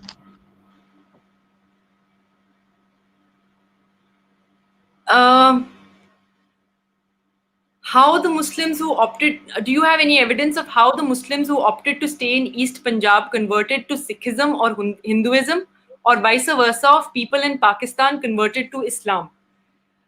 ਸਾਡੇ ਕੋਲ ਇਦਾਂ ਐਵੀਡੈਂਸ ਤਾਂ ਮੈਨੂੰ ਸਮਝ ਨਹੀਂ ਆਈ ਕਿ ਕਿਵੇਂ ਦਾ ਐਵੀਡੈਂਸ ਹੋਵੇਗਾ। ਕੁਝ ਕਹਾਣੀਆਂ ਹੈ, ਕੁਝ ਕਹਾਣੀਆਂ ਇਨਡਾਇਰੈਕਟਲੀ ਹੈਗੀਆਂ ਨੇ। ਇੱਕ ਇੰਟਰਵਿਊ ਜਿਹੜੀ ਕੀਤੀ ਸੀ ਅਸੀਂ, ਉਸਦੇ ਵਿੱਚ ਲੋਕਾਂ ਨੇ ਕਈ ਵਾਰੀ ਉਸ ਵੇਲੇ ਜਾਨ ਬਚਾਉਣ ਦੇ ਲਈ ਆਪਣੀ ਕਨਵਰਜਨ ਕਰ ਵੀ ਲਈ ਸੀ, ਬਾਅਦ ਵਿੱਚ ਫਿਰ ਵਾਪਸ ਕਨਵਰਟ ਕਰਕੇ ਮਾਈਗ੍ਰੇਟ ਕਰ ਗਏ ਜਦੋਂ ਉਹਨਾਂ ਨੂੰ ਮੌਕਾ ਮਿਲਿਆ। ਕੁਝ ਲੋਕ ਸੀ ਜਿਹੜੇ ਰਹਿ ਗਏ ਸੀਗੇ, ਕਿਉਂਕਿ ਅਲੱਗ-ਅਲੱਗ ਰੀਜ਼ਨ ਸੀ ਉਸ ਦੇ ਵਿੱਚ, ਚਾਹੇ ਉਹ ਜਾਇਦਾਦ ਦੇ ਪਿੱਛੇ ਹੋਵੇ ਜਾਂ ਫਿਰ ਜਾਨ ਬਚਾਉਣ ਦੇ ਪਿੱਛੇ ਹੋਵੇ, ਕਿ ਤੁਹਾਨੂੰ ਕੁਝ ਲੱਗਦਾ ਨਹੀਂ ਹੈ ਕਿ ਮਾਈਗ੍ਰੇਟ ਕਰਕੇ ਕੁਝ ਮਿਲੇਗਾ। ਸੋ ਪਰ ਅਸੀਂ ਇਸ ਦੇ ਉੱਤੇ ਹਜੇ ਮਿਊਜ਼ੀਅਮ ਦੇ ਵਿੱਚ ਕੁਝ ਜ਼ਿਆਦਾ ਦਿਖਾਇਆ ਨਹੀਂ ਹੈਗਾ। ਜੀ ਨੈਕਸਟ ਸੁਖਦੇਵ ਸੋਲ ਸਾਹਿਬ ਦਾ ਕੁਐਸਚਨ ਹੈ ਜੀ। About what this museum informs us about the dispossessed and propertyless. ਜਿਵੇਂ ਮੈਂ ਕਿਹਾ ਸੀ, ਡਿਵੀਜ਼ਨਸ ਗੈਲਰੀ ਜਿਹੜੀ ਹੈਗੀ ਹੈ ਉਸ ਦੇ ਵਿੱਚ ਇੱਕ ਸੈਕਸ਼ਨ ਹੈ ਜੋ ਜਿਹੜੇ ਦਲਿਤਸ ਦਾ ਐਕਸਪੀਰੀਅੰਸ ਸੀਗਾ ਉਸ ਦੇ ਉੱਤੇ ਅਸੀਂ ਫੋਕਸ ਕੀਤਾ ਹੈ। ਅਸੀਂ ਹਜੇ ਇਹ ਕੰਮ ਹੋਰ ਇਕੱਠਾ ਕਰ ਰਹੇ ਹਾਂ, ਪਰ ਜੋ ਅਸੀਂ ਇੰਟਰਵਿਊਜ਼ ਵੀ ਕੀਤੀਆਂ ਉਸ ਦੇ ਵਿੱਚ ਸਾਨੂੰ ਇਹ ਨਜ਼ਰ ਆਇਆ ਕਿ ਜਿਹੜੇ ਦਲਿਤ ਨੇ ਉਹਨਾਂ ਦੇ ਪੂਰੀ ਜ਼ਿੰਦਗੀ ਵਿੱਚ ਉਹਨਾਂ ਦੇ ਅਗੇਂਸਟ ਇੰਨੀ ਵਾਇਲੈਂਸ ਹੁੰਦੀ ਹੈ ਕਿ ਉਹਨਾਂ ਲਈ ਪਾਰਟੀਸ਼ਨ ਕੋਈ ਇੰਨਾ ਵੱਡਾ ਮੂਮੈਂਟ, ਵਾਇਲੈਂਟ ਮੂਮੈਂਟ ਨਹੀਂ ਸੀਗਾ। ਮਿਡਲ ਕਲਾਸ, ਅਪਰ ਕਲਾਸ ਲਈ ਇਹ ਲੱਗਦਾ ਹੈ ਕਿ ਉਹ ਇਹ ਕੀ ਹੋ ਗਿਆ ਸਾਡੀ ਜ਼ਿੰਦਗੀ ਦੇ ਵਿੱਚ, ਪਰ ਦਲਿਤਸ ਦੇ ਲਈ ਉਹਨਾਂ ਦੇ ਅਗੇਂਸਟ ਇੰਨਾ ਵਾਇਲੈਂਸ ਕਿ ਪੂਰੀ ਜ਼ਿੰਦਗੀ ਵਿੱਚ ਹੁੰਦਾ ਹੈਗਾ ਕਿ ਉਹਨਾਂ ਦੇ ਲਈ ਇਹ ਇੱਕ ਲਾਈਫ ਟਰਨਿੰਗ ਮੂਮੈਂਟ ਪਹਿਲੀ ਗੱਲ ਨਹੀਂ ਸੀ। ਦੂਜਾ, ਅਸੀਂ ਉਸ ਤੇ ਵੀ ਨਜ਼ਰ ਮਾਰੀਏ ਕਿ ਪਾਕਿਸਤਾਨ ਦੇ ਵਿੱਚ ਇੱਕ ਲਾਅ ਪਾਸ ਹੋਇਆ ਸੀਗਾ, ਸੌਰੀ ਮੇਰੇ ਕੋਲ ਉਸਦਾ ਨਾਮ ਇਸ ਟਾਈਮ ਸਾਹਮਣੇ ਨਹੀਂ ਹੈ, ਜਿਸਦੇ ਹੇਠਾਂ ਲਿਖਿਆ ਗਿਆ ਸੀ ਕਿ ਜਿਹੜੇ ਲੋਅਰ ਕਾਸਟ ਦੇ ਲੋਕ ਨੇ, ਜਿਹੜੇ ਐਸੈਂਸ਼ੀਅਲ ਸਰਵਿਸਿਜ਼ ਐਕਟ ਆਫ 1948, ਕਿ ਉਹ ਮਾਈਗ੍ਰੇਟ ਨਹੀਂ ਕਰ ਸਕਦੇ। ਸੋ ਜਿਹੜੇ ਕਿ ਜੇ ਤੁਸੀਂ ਸਵੀਪਰ ਹੈਗੇ ਹੋ, ਤੁਸੀਂ ਸਫਾਈ ਦਾ ਕੰਮ ਕਰ ਰਹੇ ਹੋ, ਉਹਨਾਂ ਨੂੰ ਮਾਈਗ੍ਰੇਟ ਕਰਨ ਤੋਂ ਰੋਕਿਆ ਗਿਆ ਸੀ, ਕਿਉਂਕਿ ਜੇ ਉਹ ਮਾਈਗ੍ਰੇਟ ਕਰ ਜਾਂਦੇ ਤਾਂ ਫਿਰ ਸਫਾਈ ਕੌਣ ਕਰਦਾ। ਹਿੰਦੁਸਤਾਨ ਵਾਲੇ ਪਾਸੇ ਵੀ ਜਦੋਂ ਉਹ ਲੋਕੀ ਮਾਈਗ੍ਰੇਟ ਕਰਕੇ ਆਉਂਦੇ ਸੀਗੇ, ਇੱਥੇ ਸੈਟਲ ਹੁੰਦੇ ਸੀ, ਤਾਂ ਉਹਨਾਂ ਨੂੰ ਕੈਂਪ ਦੇ ਵਿੱਚ ਵੀ ਇਕੁਅਲ ਹੈਲਪ ਨਹੀਂ ਮਿਲਦੀ ਸੀਗੀ। ਸੋ BR ਅੰਬੇਦਕਰ ਦੀ ਇੱਕ ਚਿੱਠੀ ਹੈਗੀ ਹੈ ਜੋ ਉਹਨਾਂ ਨੇ ਪੰਡਿਤ ਨਹਿਰੂ ਨੂੰ ਲਿਖੀ ਸੀ ਕਿ ਜੇ ਤੁਸੀਂ ਦੇਖੋ ਲੋਕਾਂ ਨੂੰ, ਉਹਨਾਂ ਨੂੰ ਕੀ ਕਹਿੰਦਾ ਕੈਂਪ ਦੇ ਵਿੱਚ ਬਾਕੀ ਲੋਕਾਂ ਦੇ ਨਾਲ ਰਹਿਣਾ ਅਲਾਉਡ ਨਹੀਂ ਹੈਗਾ, ਉਹਨਾਂ ਨੂੰ ਖਾਣਾ ਤੇ ਕੱਪੜੇ ਵੀ ਨਹੀਂ ਮਿਲ ਰਹੇ ਹੈਗੇ। ਜਦੋਂ ਬਾਅਦ ਵਿੱਚ ਰੀਹੈਬਿਲਿਟੇਸ਼ਨ ਵੀ ਹੋਈ ਸੀਗੀ ਤਾਂ ਉਹਨਾਂ ਨੂੰ ਛੋਟੇ ਘਰਾਂ ਵਿੱਚ ਜਿਹੜੇ ਇੱਧਰੋਂ ਜਿਹੜੇ ਮੁਸਲਮਾਨ ਛੱਡ ਕੇ ਗਏ ਸੀਗੇ, ਉਹਨਾਂ ਦੇ ਛੋਟੇ ਘਰਾਂ ਦੇ ਵਿੱਚ ਹੀ ਮਿਲਿਆ, ਉਹਨਾਂ ਨੂੰ ਕੋਈ ਰਾਈਟਸ ਨਹੀਂ ਦਿੱਤੇ ਗਏ ਜ਼ਿਆਦਾ। ਜੀ ਆਮਿਰ ਰਿਆਜ਼ ਸਾਹਿਬ ਦਾ ਕੁਐਸਚਨ ਹੈ, ਪਲੀਜ਼ ਵੇਖ ਲੈਣਾ। Do you have any document that supported your claim that Muslim Punjabis had no choice but to go to Pakistan and vice versa? ਉਹ ਜਿਹੜੀ ਸਟੇਟਮੈਂਟ ਮੈਂ ਕਹੀ ਸੀ ਉਹ ਸਿਰਫ ਆਰਮੀ ਦੇ ਰਿਲੇਸ਼ਨ ਆਰਮੀ ਦੇ ਵਿੱਚ ਰਹਿਣ ਦੇ ਵਿੱਚ ਕਹੀ ਸੀਗੀ।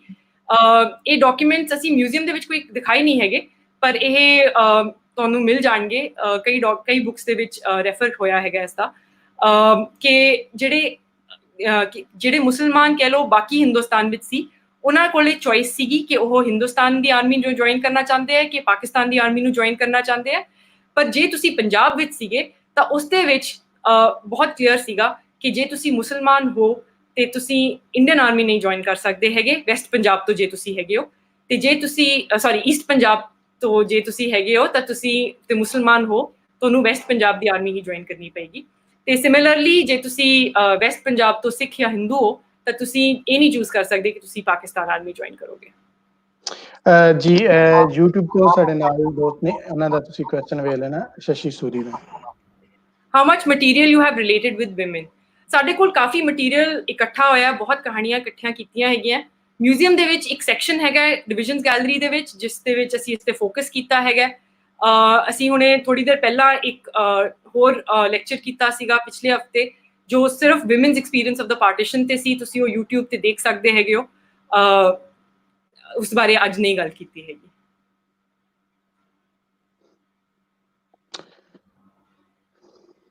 ਜੀ ਹੋਰ ਇੱਕ ਮਿੰਟ ਜੀ ਬਸ।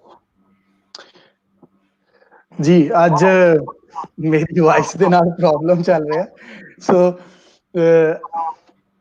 ਮੈਂ ਤੁਹਾਡੇ ਨਾਲ ਇਹ ਗੱਲ ਕਰਨੀ ਸੀ ਕਿ ਕਿਉਂਕਿ ਸਾਰੇ ਹਿਸਟੋਰੀਅਨ ਬੈਠੇ ਨੇ ਕਿ ਅੱਜ ਕੱਲ ਲਾਕਡਾਊਨ ਦੇ ਦਿਨਾਂ ਦੇ ਵਿੱਚ ਜਦੋਂ ਇੰਨਾ ਮਸਲਾ ਆਇਆ ਹੈ ਕਿ ਬਾਹਰ ਨਹੀਂ ਜਾਇਆ ਜਾ ਰਿਹਾ, ਤੇ ਅਸੀਂ ਮਿਊਜ਼ੀਅਮ ਨੂੰ ਕਿਸ ਤਰ੍ਹਾਂ, ਤੁਹਾਡਾ ਮਿਊਜ਼ੀਅਮ ਕੋਈ ਉਹਦੇ ਵਾਸਤੇ ਐਫਰਟ ਕਰ ਰਿਹਾ ਕਿ ਕਿਸ ਤਰ੍ਹਾਂ ਇਹਨੂੰ ਅਸੀਂ ਵੇਖ ਸਕਨੇ ਆ, ਔਰ ਉਹਨੂੰ ਅਗਰ ਡਿਜੀਟਲ ਵੇ ਨਾਲ ਵੇਖਿਆ ਜਾ ਸਕਦਾ ਹੈ ਜਾਂ ਅਸੀਂ ਉੱਥੇ ਡਾਕੂਮੈਂਟ ਵੇਖ ਸਕਦੇ ਹਾਂ, ਤੇ ਉਹਦੇ ਨਾਲ ਇਹ ਵੀ ਹੋਏਗਾ ਕਿ ਬਾਕੀ ਦੁਨੀਆ 'ਚ ਵੀ ਅਸੀਂ ਬੈਠੇ ਵੇਖ ਸਕਦੇ ਹਾਂ। ਇਹਦੇ ਹਵਾਲੇ ਨਾਲ ਪਲੀਜ਼ ਤੁਸੀਂ ਕੋਈ ਸਾਨੂੰ ਦੱਸੋ। ਹਾਂਜੀ, ਅਸੀਂ ਮਿਊਜ਼ੀਅਮ ਤਾਂ ਸਾਡਾ ਬੰਦ ਹੈਗਾ ਜਿੰਨੀ ਦੇਰ ਤੱਕ ਇਹ ਚੱਲ ਰਿਹਾ ਹੈ ਤੇ ਜਦੋਂ ਤੱਕ ਪੰਜਾਬ ਗਵਰਨਮੈਂਟ ਨਹੀਂ ਖੋਲਦੀ। ਪਰ ਜੇ ਅਸੀਂ ਇੱਕ ਤਾਂ ਸੋਸ਼ਲ ਮੀਡੀਆ ਤੇ ਬਹੁਤ ਐਕਟਿਵ ਹੈ ਸਾਡਾ, ਅਸੀਂ ਫੇਸਬੁੱਕ, ਟਵਿੱਟਰ, ਇੰਸਟਾਗ੍ਰਾਮ, ਉਸ ਤੇ ਬਹੁਤ ਹਰ ਰੋਜ਼ ਕੁਛ ਨਾ ਕੁਛ ਇਨਫੋਰਮੇਸ਼ਨ ਲਾਉਂਦੇ ਹਾਂ। ਤੇ ਕਈ ਚੀਜ਼ਾਂ ਲਈ ਤਾਂ ਸ਼ਾਇਦ ਸੋਸ਼ਲ ਮੀਡੀਆ ਤੇ ਜ਼ਿਆਦਾ ਇਨਫੋਰਮੇਸ਼ਨ ਹੈ ਮਿਊਜ਼ੀਅਮ ਦੇ ਨਾਲੋਂ ਵੀ, ਕਿਉਂਕਿ ਅਸੀਂ ਆਪਣੇ ਆਰਕਾਈਵਸ ਦੇ ਵਿੱਚ ਜੋ ਚੀਜ਼ਾਂ ਨੇ ਉਹ ਵੀ ਸੋਸ਼ਲ ਮੀਡੀਆ ਤੇ ਪਾ ਸਕਦੇ ਹਾਂ। ਮਿਊਜ਼ੀਅਮ ਦੇ ਵਿੱਚ ਥੋੜੀ ਲਿਮਿਟਡ ਜਗ੍ਹਾ ਹੁੰਦੀ ਹੈਗੀ ਹੈ, ਉਹ ਅਸੀਂ ਹਮੇਸ਼ਾ ਉਨਾ ਇਨਫੋਰਮੇਸ਼ਨ ਦੇ ਨਹੀਂ ਸਕਦੇ ਹੈਗੇ ਜੋ ਅਸੀਂ ਆਨਲਾਈਨ ਦੇ ਸਕਦੇ ਹਾਂ। ਦੂਜਾ ਜੋ ਕੰਮ ਜੋ ਅਸੀਂ ਅੱਜ ਕੱਲ੍ਹ ਕਰ ਰਹੇ ਹੈਗੇ ਆ, ਦੋ ਚੀਜ਼ਾਂ ਨੇ। ਇੱਕ ਤਾਂ ਅਸੀਂ ਆਨਲਾਈਨ ਇੰਟਰਵਿਊਜ਼ ਰਿਕਾਰਡ ਕਰਨੀਆਂ ਸ਼ੁਰੂ ਕੀਤੀਆਂ ਹੈਗੀਆਂ। ਸੋ ਸਾਡੀ ਕੋਸ਼ਿਸ਼ ਹੈ, ਸਾਨੂੰ ਪਹਿਲਾਂ ਵੀ ਕਰਨੀਆਂ ਚਾਹੀਦੀਆਂ ਸੀ, ਪਰ ਹੁਣ ਕਹਿ ਲਓ ਇੱਕ ਤਾਂ ਸਾਨੂੰ ਜ਼ਬਰਦਸਤੀ ਕਰਨਾ ਹੀ ਪੈ ਰਿਹਾ। ਸੋ ਇਹ ਚੰਗੀ ਗੱਲ ਹੋਈ ਹੈ, ਕਿਉਂਕਿ ਹੁਣ ਅਸੀਂ ਜਿੱਥੇ ਵੀ ਕੋਈ ਬੰਦਾ ਹੋਵੇ ਉਸਦੀ ਇੰਟਰਵਿਊ ਉੱਥੇ ਕਰ ਸਕਦੇ ਹਾਂ। ਜ਼ਰੂਰੀ ਨਹੀਂ ਹੈ ਕਿ ਅਸੀਂ ਉਹਨਾਂ ਦੇ ਘਰ ਜਾ ਕੇ ਕਰੀਏ। ਸੋ ਜੇ ਅੱਜ ਤੁਹਾਡੇ ਨਾਲ ਗੱਲ ਕਰ ਰਹੇ ਹੈਗੇ ਆ, ਜੇ ਸੁਣਨ ਵਾਲੇ ਤੁਹਾਡੇ ਵਿੱਚੋਂ ਕਿਸੇ ਦੇ ਵੀ ਬਜ਼ੁਰਗ ਹੈਗੇ ਨੇ ਜਿਨ੍ਹਾਂ ਨਾਲ ਅਸੀਂ ਗੱਲ ਕਰ ਸਕੀਏ ਤਾਂ ਸਾਡੇ ਨਾਲ ਜ਼ਰੂਰ ਦੱਸੋ ਸਾਨੂੰ। ਦੂਜਾ ਅਸੀਂ ਕਰ ਰਹੇ ਹਾਂ ਕਿ ਅਸੀਂ ਜਿਵੇਂ ਇਹੋ ਜਿਹੇ ਹੋਰ ਲੈਕਚਰਸ ਆਨਲਾਈਨ ਕਰਨ ਦੀ ਕੋਸ਼ਿਸ਼ ਕਰ ਰਹੇ ਹਾਂ, ਜਿਸ ਵਿੱਚ ਅਸੀਂ ਅਲੱਗ-ਅਲੱਗ ਚੀਜ਼ਾਂ ਦੇ ਉੱਤੇ ਫੋਕਸ ਕਰ ਰਹੇ ਹਾਂ। ਪਹਿਲਾਂ ਜਿਵੇਂ ਮੈਂ ਕਿਹਾ ਅਸੀਂ ਵਿਮਨਸ ਐਕਸਪੀਰੀਅੰਸ ਤੇ ਕੀਤਾ ਹੈ, ਪਾਰਟੀਸ਼ਨ ਇਸ ਦੇ ਵਿੱਚ ਅਸੀਂ ਮਿਊਜ਼ੀਅਮ ਦੇ ਉੱਪਰ ਕੀਤਾ ਹੈ, ਆਰਕਾਈਵਿੰਗ ਇਨਫੋਰਮੇਸ਼ਨ ਤੇ ਕਰ ਰਹੇ ਹੈਗੇ ਆ। ਸੋ ਇੱਦਾਂ ਅਸੀਂ ਅਲੱਗ-ਅਲੱਗ ਡਿਸਕਸ਼ਨਸ ਕਰ ਰਹੇ ਹਾਂ। ਅਸੀਂ ਸਕੂਲਸ ਦੇ ਨਾਲ ਵੀ ਆਨਲਾਈਨ ਕੋਰਸਿਸ ਕਰਨ ਦੀ ਕੋਸ਼ਿਸ਼ ਕਰ ਰਹੇ ਹਾਂ। ਜੀ ਉਮਰ ਹਯਾਤ ਸਾਹਿਬ ਵੱਲੋਂ ਇੱਕ ਕੁਐਸਚਨ ਹੈ। Has this museum material about religion of both sides? ਮੈਨੂੰ ਸਵਾਲ ਪੂਰਾ ਸਮਝ ਨਹੀਂ ਆਇਆ, ਪਰ ਰਿਲੀਜਨ ਮਤਲਬ ਇੱਕ ਚੀਜ਼ ਤਾਂ ਹੈ ਕਿ ਜਿਹੜੀ ਰਿਲੀਜਨ ਦੇ ਉੱਤੇ ਕਹਿ ਲਓ ਰਿਲੀਜੀਅਸ ਪਲੇਸਿਸ ਦੇ ਉੱਤੇ ਫਰਕ ਜੋ ਉਸਦੀ ਜੋ ਹੋਇਆ ਉਹਨਾਂ ਨਾਲ ਕਿ ਵੰਡ ਦੇ ਨਾਲ ਬਾਰਡਰ ਦੇ ਆਰ ਪਾਰ ਰਹਿ ਗਏ, ਅਸੀਂ ਉਹ ਦਿਖਾਇਆ ਹੈਗਾ ਕਿ ਜਿਵੇਂ ਨਨਕਾਣਾ ਸਾਹਿਬ ਜਾਂ ਬਹੁਤ ਸਾਰੇ ਗੁਰਦੁਆਰੇ ਨੇ ਜਾਂ ਕਟਾਸ ਰਾਜ ਮੰਦਿਰ ਹੈਗਾ ਜਾਂ ਅਜਮੇਰ ਸ਼ਰੀਫ ਦੀ ਸ਼ਰਾਈਨ ਹੈਗੀ ਹੈ, ਕਿ ਜੋ ਚੀਜ਼ਾਂ ਤੁਸੀਂ ਅਜ਼ਿਊਮ ਕਰਦੇ ਸੀਗੇ ਕਿ ਤੁਹਾਡੇ ਲਈ ਹਮੇਸ਼ਾ ਨੇੜੇ ਰਹਿਣਗੀਆਂ, ਹਮੇਸ਼ਾ ਤੁਸੀਂ ਜਾ ਸਕੋਗੇ, ਤੁਹਾਡੇ ਦਿਲ ਦੇ ਬਹੁਤ ਨੇੜੇ ਨੇ, ਉਹਨਾਂ ਨਾਲ ਐਕਸੈਸ ਬਹੁਤ ਟੁੱਟ ਗਈ ਹੈ। ਜਾਂ ਫਿਰ ਜਿਹੜੀ ਰਬਾਬੀਆਂ ਦੀ ਟ੍ਰੈਡੀਸ਼ਨ ਸੀਗੀ ਕਿ ਉਹ ਦਰਬਾਰ ਸਾਹਿਬ ਦੇ ਵਿੱਚ ਕੀਰਤਨ ਕਰਦੇ ਸੀਗੇ, ਉਹ ਹੁਣ ਬਿਲਕੁਲ ਬੰਦ ਹੋ ਗਿਆ ਹੈ। ਸੋ ਮਚ ਸੋ ਕਿ ਹੁਣ ਜਦੋਂ ਗੁਲਾਮ ਮੁਹੰਮਦ ਆਏ ਸੀਗੇ ਅੰਮ੍ਰਿਤਸਰ, ਉਦੋਂ ਵੀ ਉਹਨਾਂ ਨੂੰ ਪਰਮਿਸ਼ਨ ਨਹੀਂ ਦਿੱਤੀ ਗਈ। ਸੋ ਇਸ ਦੇ ਉੱਤੇ ਅਸੀਂ ਦੇਖਦੇ ਹੈਗੇ ਆ। ਬਾਕੀ ਜਿਹੜਾ ਮਿਊਜ਼ੀਅਮ ਹੈਗਾ ਹੈ, ਜੋ ਇਨਫੋਰਮੇਸ਼ਨ ਤੁਹਾਨੂੰ ਮਿਲਦੀ ਹੈਗੀ ਹੈ ਮਾਈਗ੍ਰੇਸ਼ਨ ਦੀ, ਰੀਸੈਟਲਮੈਂਟ ਦੀ, ਉਸ ਦੇ ਵਿੱਚ ਰਿਲੀਜਨ ਆਫ ਕੋਰਸ ਆਪਣਾ ਪਾਰਟ ਪਲੇ ਤਾਂ ਕਰਦਾ ਹੀ ਹੈ। ਜੀ ਦੂਸਰੀ ਇਹ ਗੱਲ ਤੁਹਾਡੇ ਕਰਨੀ ਸੀ ਕਿ ਜਿਹੜੇ ਲੋਕ ਇਸ ਸਾਈਡ ਤੋਂ, ਇਸ ਸਾਈਡ ਵਾਲੇ ਪੰਜਾਬ ਤੋਂ, ਪਾਕਿਸਤਾਨੀ ਪੰਜਾਬ ਤੋਂ ਆਪਣਾ ਇੰਟਰਵਿਊ ਰਿਕਾਰਡ ਕਰਨਾ ਚਾਹਣ ਤੁਹਾਡੇ ਨਾਲ, ਤੇ ਉਹ ਕਿਸ ਤਰ੍ਹਾਂ ਰਿਕਾਰਡ ਕਰਵਾ ਸਕਦੇ ਆ? ਤੁਹਾਨੂੰ ਈਮੇਲ ਕਰਨ ਜਾਂ ਕੋਈ ਉਹਨਾਂ ਨਾਲ ਰਾਬਤਾ ਕਿਸ ਤਰ੍ਹਾਂ ਤੁਸੀਂ ਕਰ ਸਕਦੇ ਹੋ? ਹਾਂਜੀ, ਤੁਸੀਂ ਸਾਡੇ ਨਾਲ ਈਮੇਲ ਕਰ ਲਓ। ਸਾਡਾ ਈਮੇਲ ਹੈਗਾ info@partitionmuseum.org ਤੇ ਸਾਨੂੰ ਜੇ ਈਮੇਲ ਕਰ ਦਿਓ ਤਾਂ ਅਸੀਂ ਜ਼ੂਮ ਦੇ ਰਾਹੀਂ, ਅੱਜ ਕੱਲ੍ਹ ਜ਼ੂਮ ਹਰ ਥਾਂ ਤੇ ਚੱਲ ਰਿਹਾ ਹੈਗਾ, ਜਾਂ ਕੋਈ ਹੋਰ ਆਨਲਾਈਨ ਜੋ ਵੀ ਤਰੀਕਾ ਹੋਵੇ ਉਸ ਦੇ ਰਾਹੀਂ ਅਸੀਂ ਉਹਨਾਂ ਨੂੰ ਰਿਕਾਰਡ ਕਰ ਸਕਦੇ ਹਾਂ। ਥੋੜੀ ਜਿਹੀ ਦਿੱਕਤ ਇਹ ਜ਼ਰੂਰ ਹੈ ਕਿ ਜੇ ਕੋਈ ਆਲੇ ਦੁਆਲੇ ਯੰਗ ਬੰਦਾ ਹੋਵੇ ਤਾਂ, ਜਵਾਨ ਬੰਦਾ ਹੋਵੇ ਤਾਂ ਉਹ ਥੋੜਾ ਜਿਹਾ ਹੈਲਪ ਕਰ ਦੇਗਾ। ਬਜ਼ੁਰਗਾਂ ਨੂੰ ਕਈ ਵਾਰੀ ਥੋੜੀ ਮੁਸ਼ਕਿਲ ਹੋ ਜਾਂਦੀ ਹੈਗੀ ਹੈ ਸੌਫਟਵੇਅਰ ਦੇ ਨਾਲ, ਸੋ ਇੰਨੀ ਥੋੜੀ ਜਿਹੀ ਪ੍ਰੋਬਲਮ ਰਹੇਗੀ ਆਈ ਥਿੰਕ। ਯੰਗ ਹਿਸਟੋਰੀਅਨ ਦੀ ਬਹੁਤ ਲੋੜ ਹੈ। ਅੱਛਾ ਜੀ, ਭਾਵਨਾ ਜੈਨ ਕਾਫੀ ਦਿਨਾਂ ਬਾਅਦ ਅੱਜ ਆਏ ਨੇ, ਉਹਨਾਂ ਨੇ ਇੱਕ ਕੁਐਸਚਨ ਕੀਤਾ ਹੈ, ਤੁਸੀਂ ਪਲੀਜ਼ ਉਹਨੂੰ ਵੇਖਣਾ। How are the younger generations reacting to the museum? ਬਹੁਤ ਪੋਜ਼ਿਟਿਵ ਆਈ ਥਿੰਕ ਸਾਨੂੰ ਰਿਸਪੌਂਸ ਆਉਂਦਾ ਹੈ।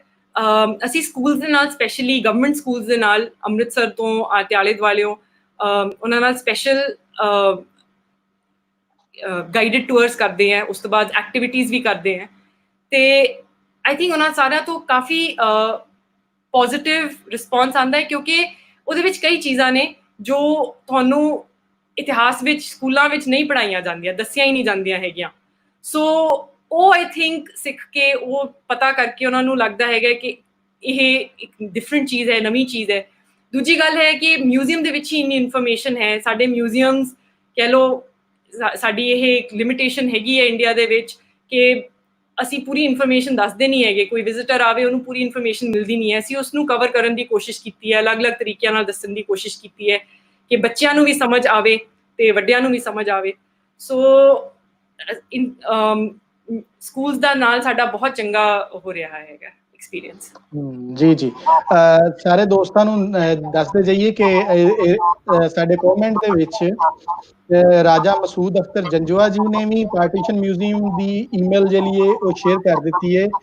ਸ਼ਿਵਾਨੀ ਜੀ ਵੀ ਸ਼ੇਅਰ ਕਰ ਰਹੇ ਨੇ, ਤੁਸੀਂ ਉੱਥੋਂ ਵੇਖ ਸਕਦੇ ਹੋ। ਤੇ ਤੁਸੀਂ ਅਗਰ ਕਿਸੇ ਦੇ ਕੋਲ ਕੋਈ ਇਹੋ ਜਿਹਾ ਕੋਈ ਬਜ਼ੁਰਗ ਨੇ ਜਿਨ੍ਹਾਂ ਦੇ ਕੋਲ ਕੋਈ ਕਹਾਣੀ ਹੈ, ਤੇ ਉਹ ਪਲੀਜ਼ ਇਹਨਾਂ ਨੂੰ ਈਮੇਲ ਕਰਨ ਤੇ ਉਹਦੇ ਨਾਲ ਇਹ ਆਪਣੀ ਰਿਕਾਰਡ ਕਰ ਸਕਦੇ ਨੇ। ਜ਼ਿਲ੍ਹਾ ਤੇ ਕੰਮ ਕਰਨਾ ਚਾਹੁੰਦਾ। ਇੱਕ ਲਾਸਟ ਕੁਐਸਚਨ ਸਾਡੇ ਨਾਲ ਕਾਇਦਨ ਯੂਨੀਵਰਸਿਟੀ ਤੋਂ ਸਾਡੇ ਇੱਕ ਯੰਗ ਸਟੂਡੈਂਟ ਨੇ, ਉਹਨਾਂ ਨੇ ਕੀਤਾ, ਮੈਂ ਕਹਾਂਗਾ ਤੁਸੀਂ ਪਲੀਜ਼ ਵੇਖਣਾ। Do you have any pre-partition music collections and how can one access it?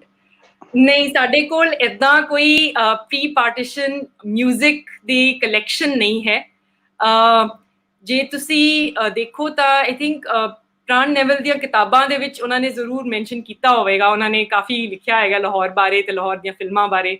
ਸੋ ਪਰ ਸਾਡੇ ਕੋਲ ਏਦਾਂ ਕੋਈ ਸਪੈਸੀਫਿਕ ਕਲੈਕਸ਼ਨ ਨਹੀਂ ਹੈਗੀ ਪ੍ਰੀ ਪਾਰਟੀਸ਼ਨ ਮਿਊਜ਼ਿਕ ਦੀ। ਠੀਕ ਜੀ, ਸਾਰੇ ਦੋਸਤਾਂ ਦਾ ਬਹੁਤ ਸ਼ੁਕਰੀਆ।